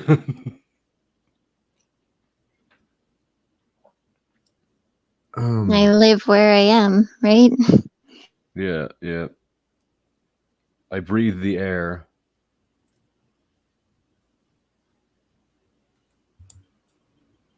You've got a new fan, Angeline. I'm glad to see that. I've been hoping someone could connect to this lady, Margot. I thought I was connecting to you, Margot. I am incapable of overcomplicating anything. Margot, you just find you're so fucking fascinating. So fascinating. Right? Well, admittedly, Margot has been a fabulous teacher for me on what not to do, how not to treat others, how not to behave. I so love this life I'm living. Flo, please. Hey. Somehow when you said that, it sounded like I'm going to murder you. But those aren't the words you said. So no. Weird. My ears are weird today, I guess. Hey, what I found helpful for myself in finding gratitude, spend time looking for the humor, right? Because when we make plans, the gods laugh. When we think things are a problem, there's a spirit that's with you, within all of us. That's where I've been learning to trust. We need an ego for survival. Yes, Gen X Jeff. An ego is both a tool for experience and a self-preservation mechanism for survival. You're right. The ego is a wonderful, wonderful tool for us. When the ego takes over our mind, when the ego becomes egotistical, Mr. Paul Unslaved and many others, right? That ego just, it brings misery within, and it shares the misery around. The ego, how to overcome just the basic partial truth of an ego for survival is find a purpose. What is your survival for? If your survival is only for you, your ego will control you. If your survival is for others, your purpose is outside of you, your ego becomes an instrument for you. The ego becomes an instrument to serve, for you to be able to serve others. The ego, this is a brilliant game that God created. This game of life. You're saying the ego is a tool. I guess it's just when it's not a tool, when you actually think you are the ego, and it's like, you think that's all that you are, that's when it becomes a problem, right? But when you recognize it for what it is and you use it as the tool it is and the indicator it is and the guide that it is, then it's different. And then we just go back to awareness, right? It's all about awareness of our ego, awareness of our emotions, awareness of our thoughts. It's just being aware that allows us to take all those parts of us and help it to empower us and use it as tools and not have it use us. Being aware of who we are again. Amen. That change, like the stream is titled Perspectives of Comparisons, being able to change our perspective of who we are. If we see ourselves just as a tool for control or to be controlled, that's what the ego is. I mean, it's a tool to be used for God's purpose or the world's purpose. Brothers and sisters, the world's purpose for each of us is, it's not in our best interest. Okay? Now, God's interest in us, now that's a divine plan, so it seems. And so if you can see yourself, you, who you are, that is your ego. I mean, it's not a bad thing. It's something to be appreciated. It's something to be refined, to be improved. And if you can appreciate you as a vessel, as an instrument, not just a tool to be, worked hard and thrown away, but as a divinely created instrument for the purpose of sharing light, love, and wisdom. It's an extension of our creative expression. Like, we're here to be, right? And we're all one, but we're also get to be individual and expand in our own way. So all of our individual stuff, including our ego, is just another way to express and expand and, right, be in this world. remember our own individuality again, and start to remember. I love that. And it really is part of it. And Gen X Jeff, I partially agree. No one knows who they really are. That is true. I think that's part of the game, is that we are here to discover. We're here to discover who we are. What are we made of? What is it? I mean, not physically, but what is it that makes us, creates our fortitude, our personality, our persistence? What is it that creates the qualities of us? We never like arrive at who we are. Like, we're here to expand and become. So I mean, if you're looking for a destination, that's boring, because the reality is, as soon as you get there, you're gonna like expand or want to expand to something else, right? So who we are is whoever we're becoming, like, because that's all we do is expand and become. That's part of the journey. That's the love of being here. And we get to be the creators, right? The destination is that journey. Yes. Wait, the destination is the journey. Is that what you said? Yes. Yes. Beautiful. Love that. The journey is the experience. Is that your pup? Here. He's got a bone, and he's actually holding the bone with his paws, and then he's got his showing me. He's like, "Yum, Dad." Oh, that's cute, man. Hey, that is cute, Jesse. Thank you. Nude Guru, once again, though. I love this. This was an exercise I actually did with a coach, I think. Writing down, figuring out who am I versus who am I not, right? Each of us, we've overcome things from the past, foolishness, different labels. Recognize, get some clarity in your life and recognize who you are not. And then ask the question what you are, and you'll be on a better path of discovery. What am I? What am I experiencing? What am I doing? And then the whys. I like the whys as well. We are human and we are divine. I think the problem comes when we try to only be one or the other, or we're only aware of one, or trying to become the other and deny the other. And when we can accept that we're fully human and we have needs as human and we're fully divine, then we can finally get somewhere in this life. I love that. Illusion matrix wants us not to believe that we are divine, and that's we're worthless, and that's the whole, soul trap, is not, connecting to that divinity that is within each and every single one of us. Amen. And I love what Angeline said too. It's another perspective on balance. Balance, guys. The narrow path of truth, the way of our life.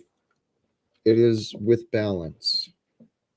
Our life and the society, we may veer off what is right, what is righteous, virtuous for us. We may veer off that on occasion.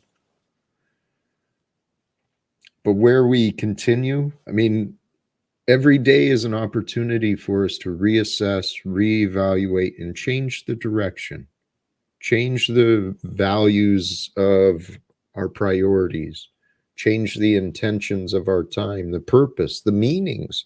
It's all up to us. But if we can find a balance between the selfish, self-serving, and the outward service of others, find a balance that's right for you there, and balance between the masculine, the feminine, the confident, and the humble. We become all things when we allow. Perhaps all things. Ooh, but no, I won't say that. Some things are not allowable. When we find that freedom to be able to grow, to truly able to grow into who and what we're supposed to be. Amen. I One love. of the, I'm sorry. Go ahead.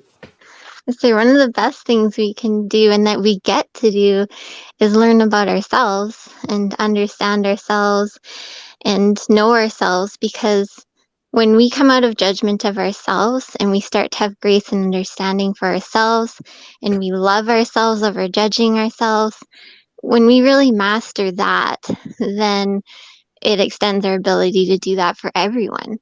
Because with every, I think, revelation we have of, oh, this is why we do this, and this is what we're wired like, and this is the understanding I need to have for myself, then it's so easy to look at everyone and be like, and they're wired differently, and they think differently, and you can have grace for everyone, and then you can hold space to learn about everyone else because you held that space to learn and understand and have grace for yourself. I love that. One day at a time. Hey, let me jump to a couple of these comments. I love this. There's some great wisdom that's offered here on the panel and in the chat. The greater the light, the lesser the shadow. Obvious. The lesser the light, the greater the shadow. Shadow. Of course. We are here to build and grow our light. So what is light? Light is that which reveals, that which is, life bringing. That is what love is. Then if you let go of everything you think and believe you know, truth will reveal itself. It's always there. You have to be humble. This is the key. Humility, guys. Humility is scary. It feels scary, especially when you've got memories of being hurt. Or you've got a lifetime of fighting. Being humble, it's a strength that humanity needs to Lou Bass could learn some humility. Well, the ones that are hurt the most are the most ignorant and can't find that humility. So then they want to hurt others, and then they think that they're righteous in that aspect, and then they look for other people to trauma bond with.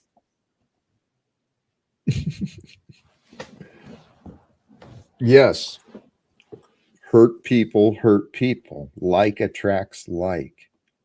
And brothers and sisters, a reminder for anyone who may be dealing with some challenges right now. I know it's a lesson I learned for myself. We got to check in. We got to check ourselves. Become the one. And maybe if you are struggling with patterns of thought, stinky thoughts, unworthy thoughts, get a partner, someone willing to help you, someone who cares about you, that really wants to help you grow. And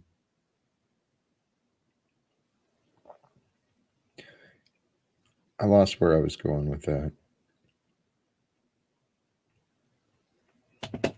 B's comment. B's comment there. B heals. It's like the fourth comment up. No, that's Brit, but there's BB heals. Healed people heal people.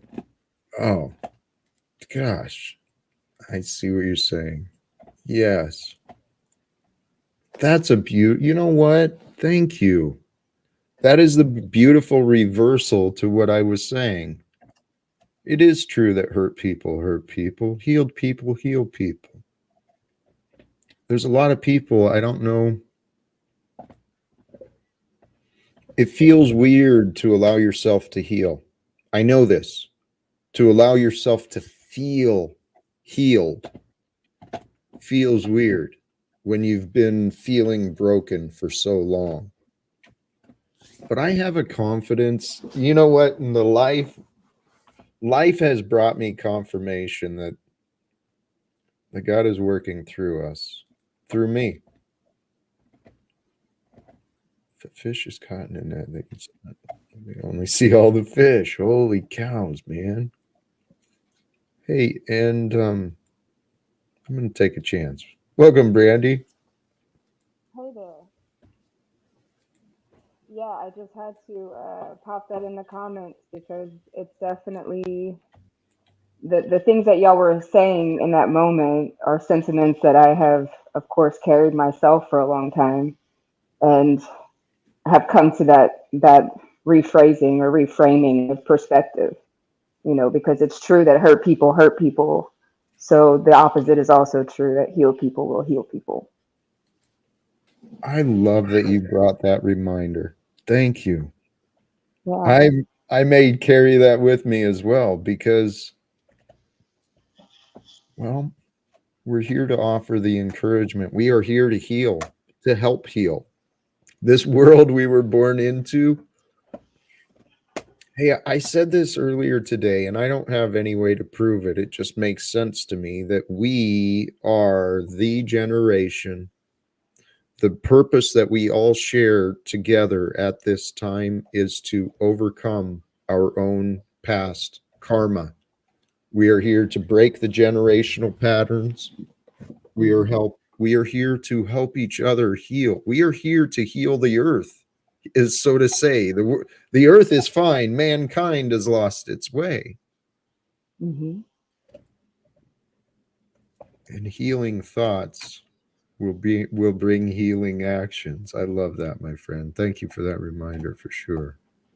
Yeah, so everyone who's listening, and I'm sorry I had to jump in because the conversation in the chat obviously was starting. Some people were just starting to agitate me, and I'm not one to be of a reactive nature. So I figured if I jumped on to speak with y'all, then I wouldn't be paying attention to what they're saying there. But when I witness people in despair of sorts of talking about the woo-woo things won't fix anything, and how the conversation is going, and it doesn't, I think it is not something they're used to hearing, but the sentiment that we just shared right there is very powerful, and intention is very powerful, and it all starts with healing ourselves. Like, the majority of this conversation has been about things outside of us, government and structures and systems, and what's wrong with them and how we can fix them. Not that those aren't valid conversations, but it really does start with home, the individual, what's within ourselves, but also our surrounding, our home, and then, our outward community, and then the collective. And where we shift our intention and vibration of, if we believe we can heal it, then we can heal it, because we're powerful, we're humans. If we believe we're going to destroy it, that's exactly what we're going to do.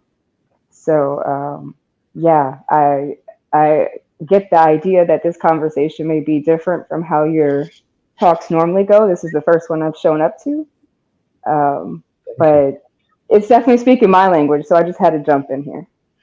Thank you so much. I gotta ask, was that you that said you participated with the Insanity Project today? Was that you? Yes.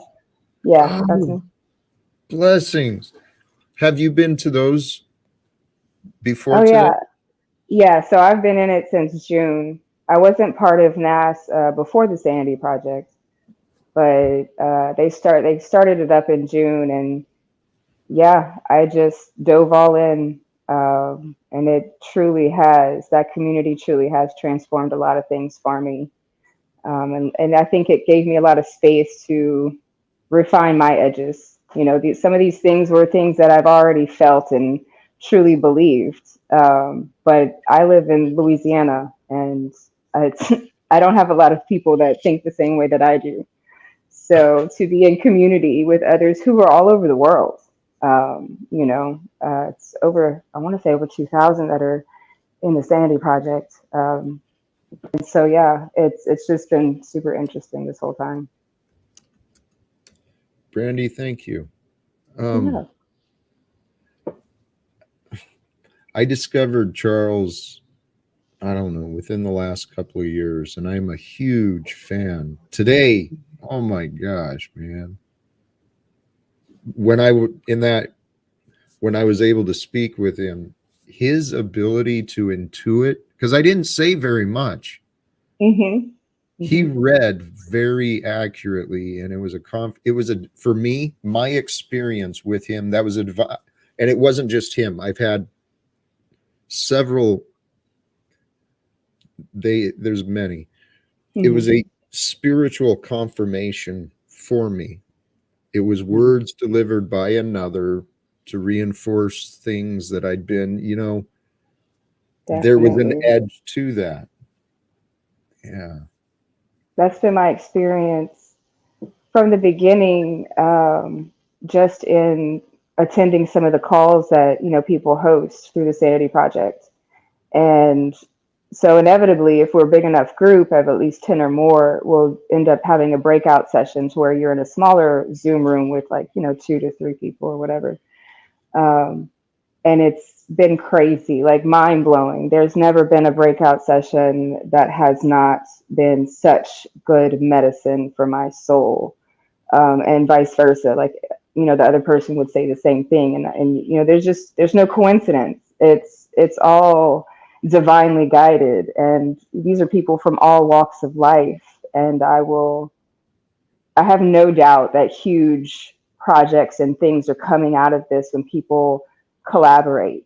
I think 6 months isn't nearly long enough. A lot of people are still learning how to navigate, being in community with others, and witnessing people authentically express themselves and then make it mean something about them, and so they're triggered in certain ways, but you have to be adults about this.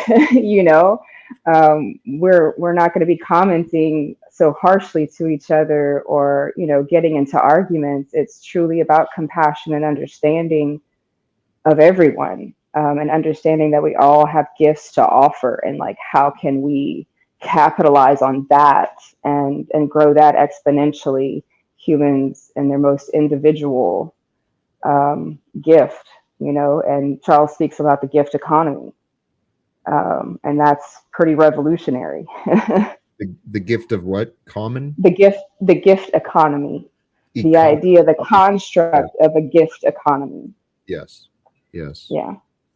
I wonder if that's where, I don't know where I came across him, but I know there's many alternatives available to us. Definitely. What I've come to consider, and the notes I had written for today's stream, I shared it. I partially shared. There's 2 parts. Let me get to the other one.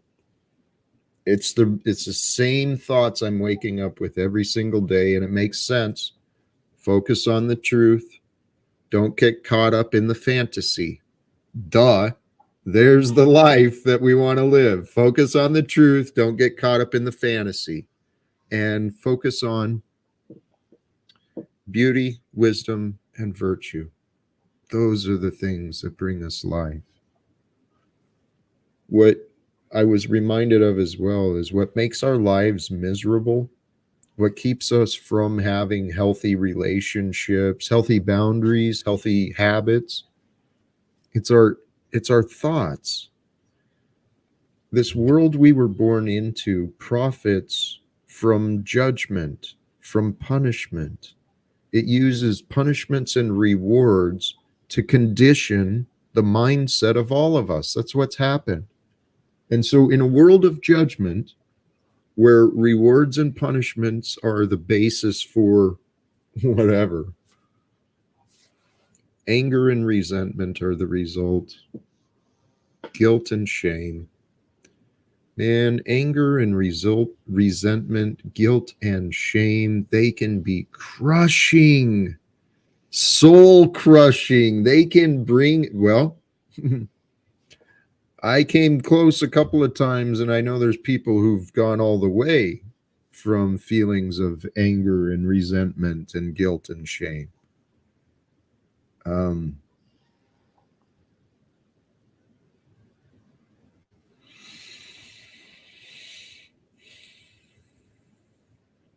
the lack of love from some of these clowns in the chat. And Lou Bass, yes, brother, I am calling you a clown.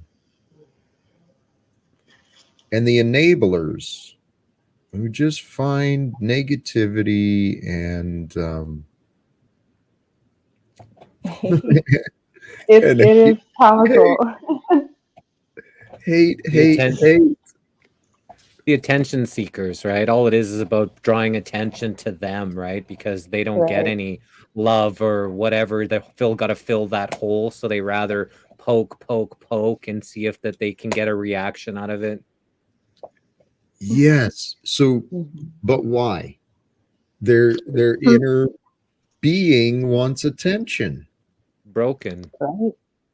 Well, so how do you get people to see that their direct action is the cause of the problem, right? The people who are always looking for something to hate, something to attack, something to, distract themselves from looking within.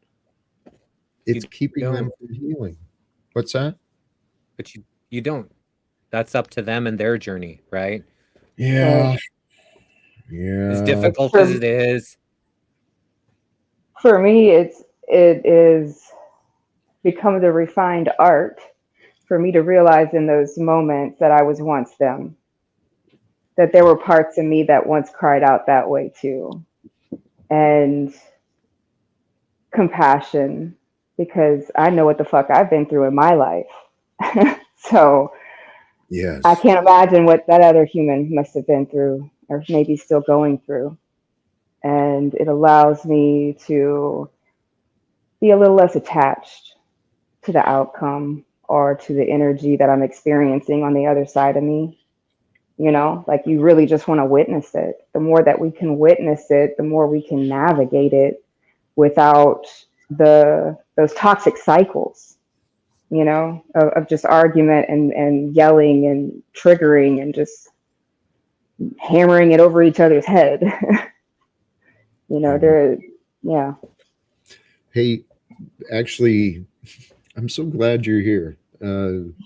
One of the things that I took from what Charles was saying as well is seeing the path. The people who are walking those paths of addiction, of poverty, of struggle, of pain, those people who have chosen spiritually, karmically, however it happened, those people walking those paths, maybe they've forgotten their purpose. And maybe they are exactly where they're supposed to be so that they can become strengthened when they heal. And I believe we can help each other heal. People with addiction, people in poverty, we can help each other heal when we see each other as whole. And when we work with each other as whole, as divine beings we've all fallen, we've all lost our ways at different times in this life. And yet everyone runs around so fucking judgmental and critical of each other. I mean, I'm looking at some of the chat. Well, it's also follow the leader, right? So if they surround themselves with people that just push out a hate message, then it's just easier and they support each other in that hate, then they feel good about that hate opposing to seeing what their actions really cause. I feel that. Hey, Lou. No.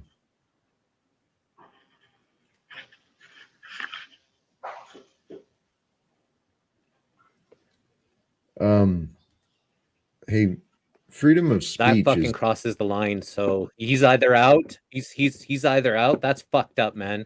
Right? That crosses the line. Lou crossed the line. Yes.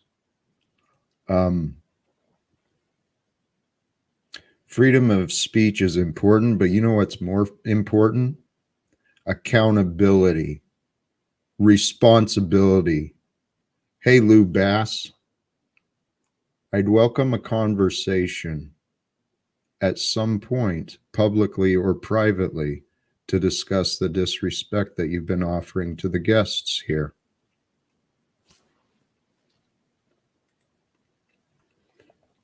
So, You know, hey, actually, I wanted to, Brandy, and what you said, and a conversation I had with a viewer earlier today remind me of these things. There is something happening with us, through us, at this time.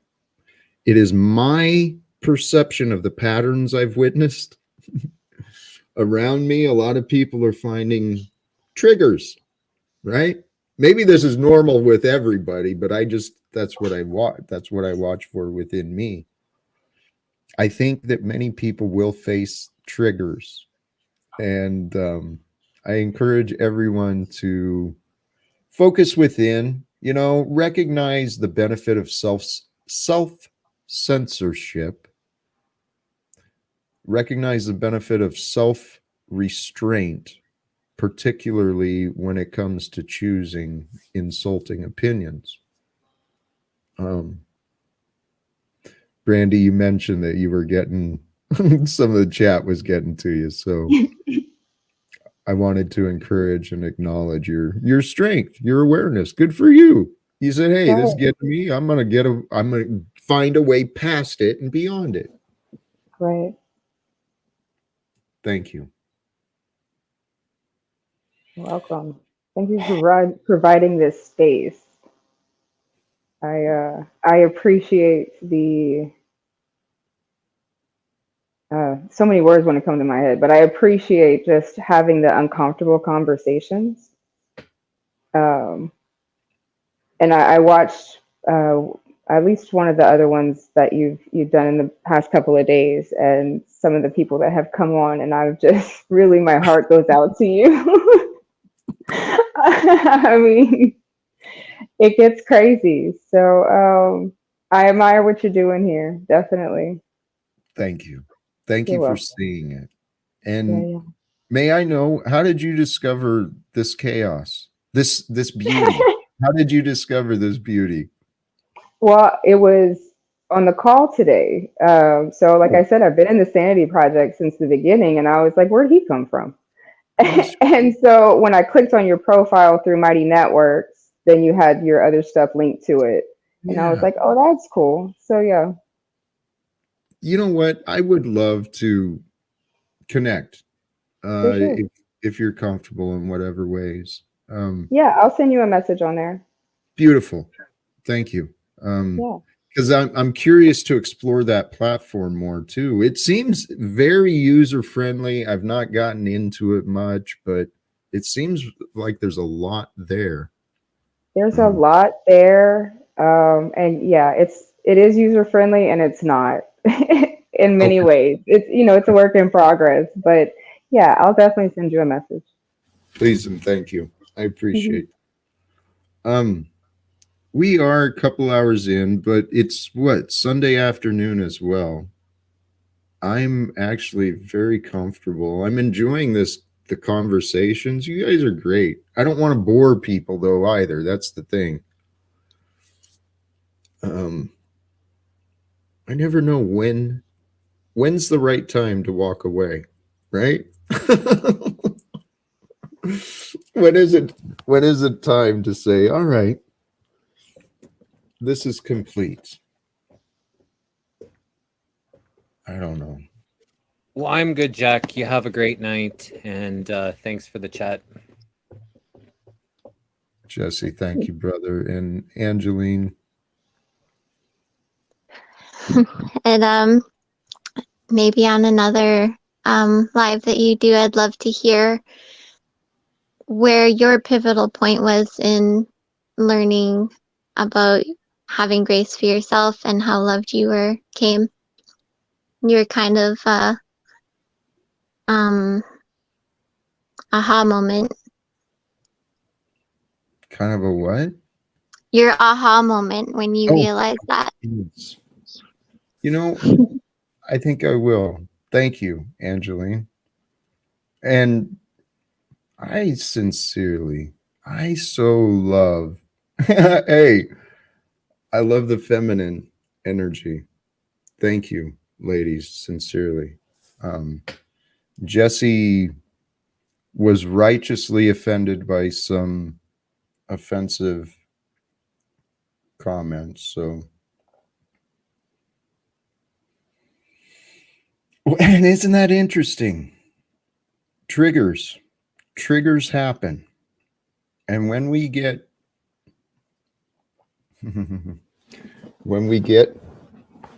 reasons, evidence, when we have facts to bring us righteous anger, it's an opportunity to learn. Because anger, righteous or not, doesn't feel good. And when we move out of anger, it's actually out of fear. And we don't want to move out of fear. We want to move out of love.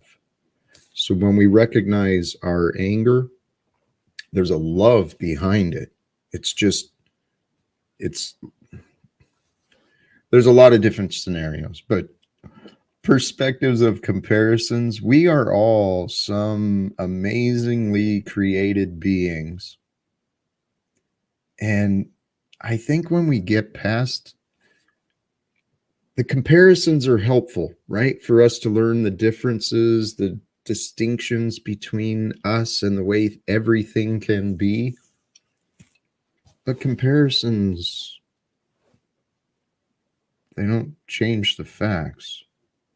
We're here to learn and to grow our perspectives so that we can bring a greater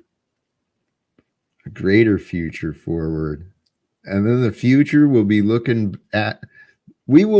I see our future generations of humanity looking back at this time as like another part of the dark ages where people see the news and the records of these some of these streams, and they're like, what the fuck were people thinking back then, man?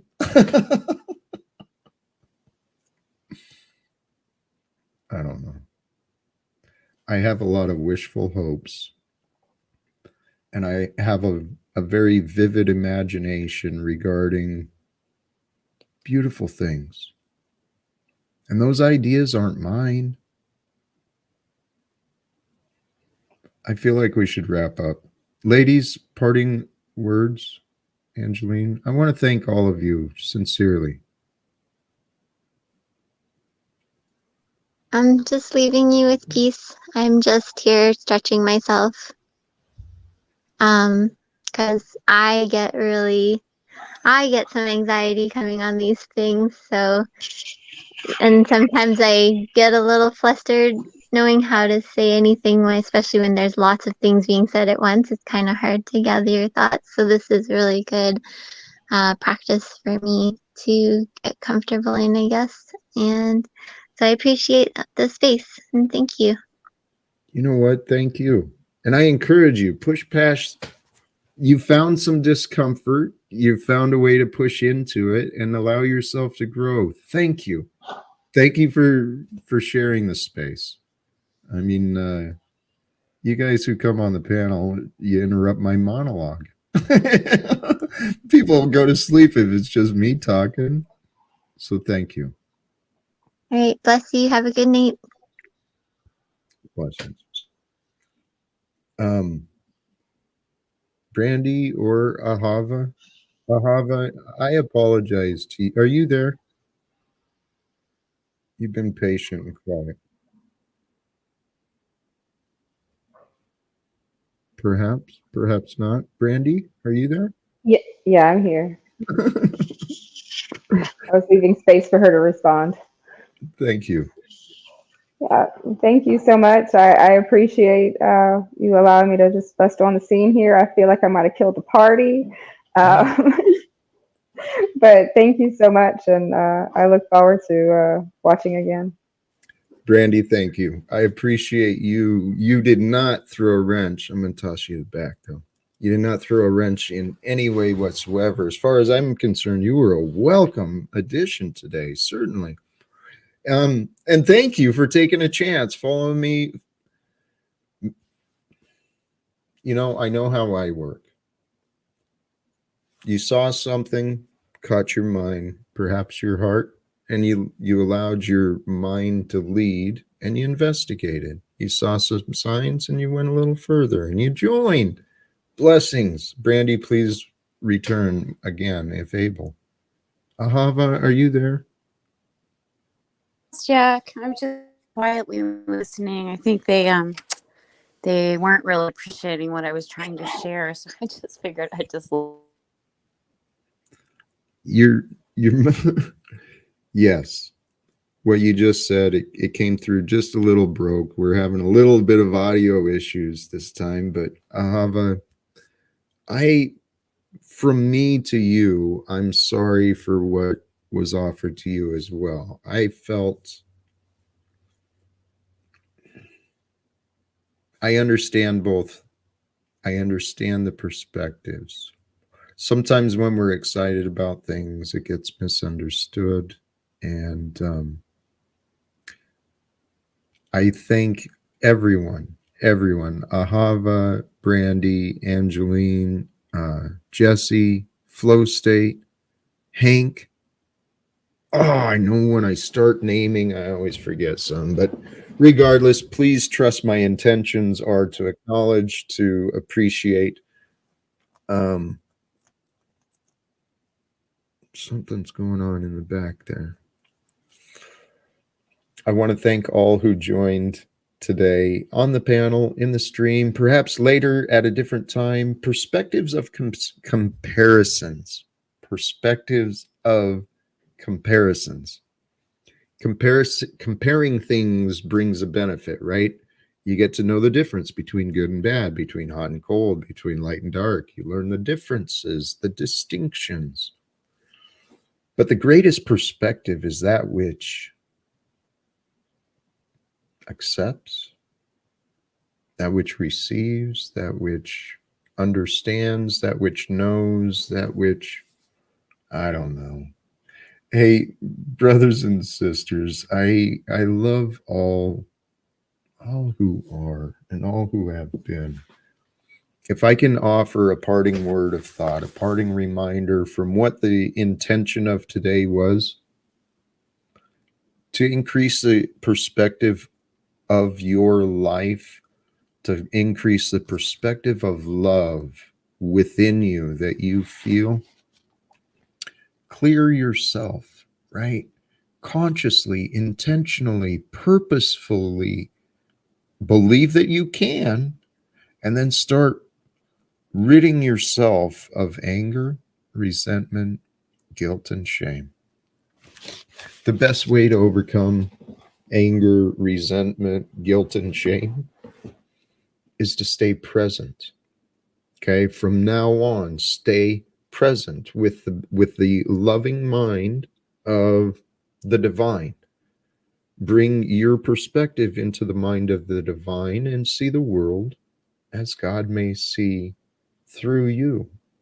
And going through the day with that mindset of, God, how may I serve this moment?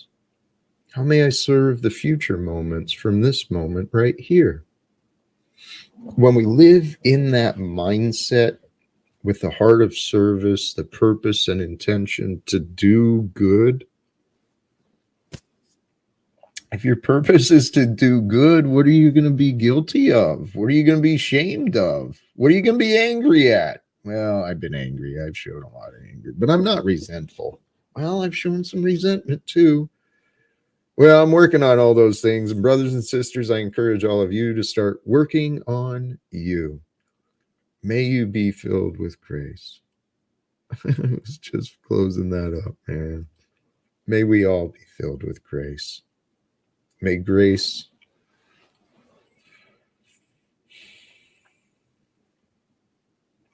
know us as we know grace for others.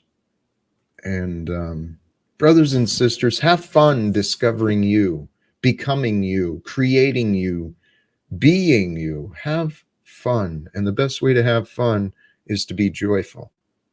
The best way to be joyful is to be grateful. And if you want to really be grateful, find out what you can give.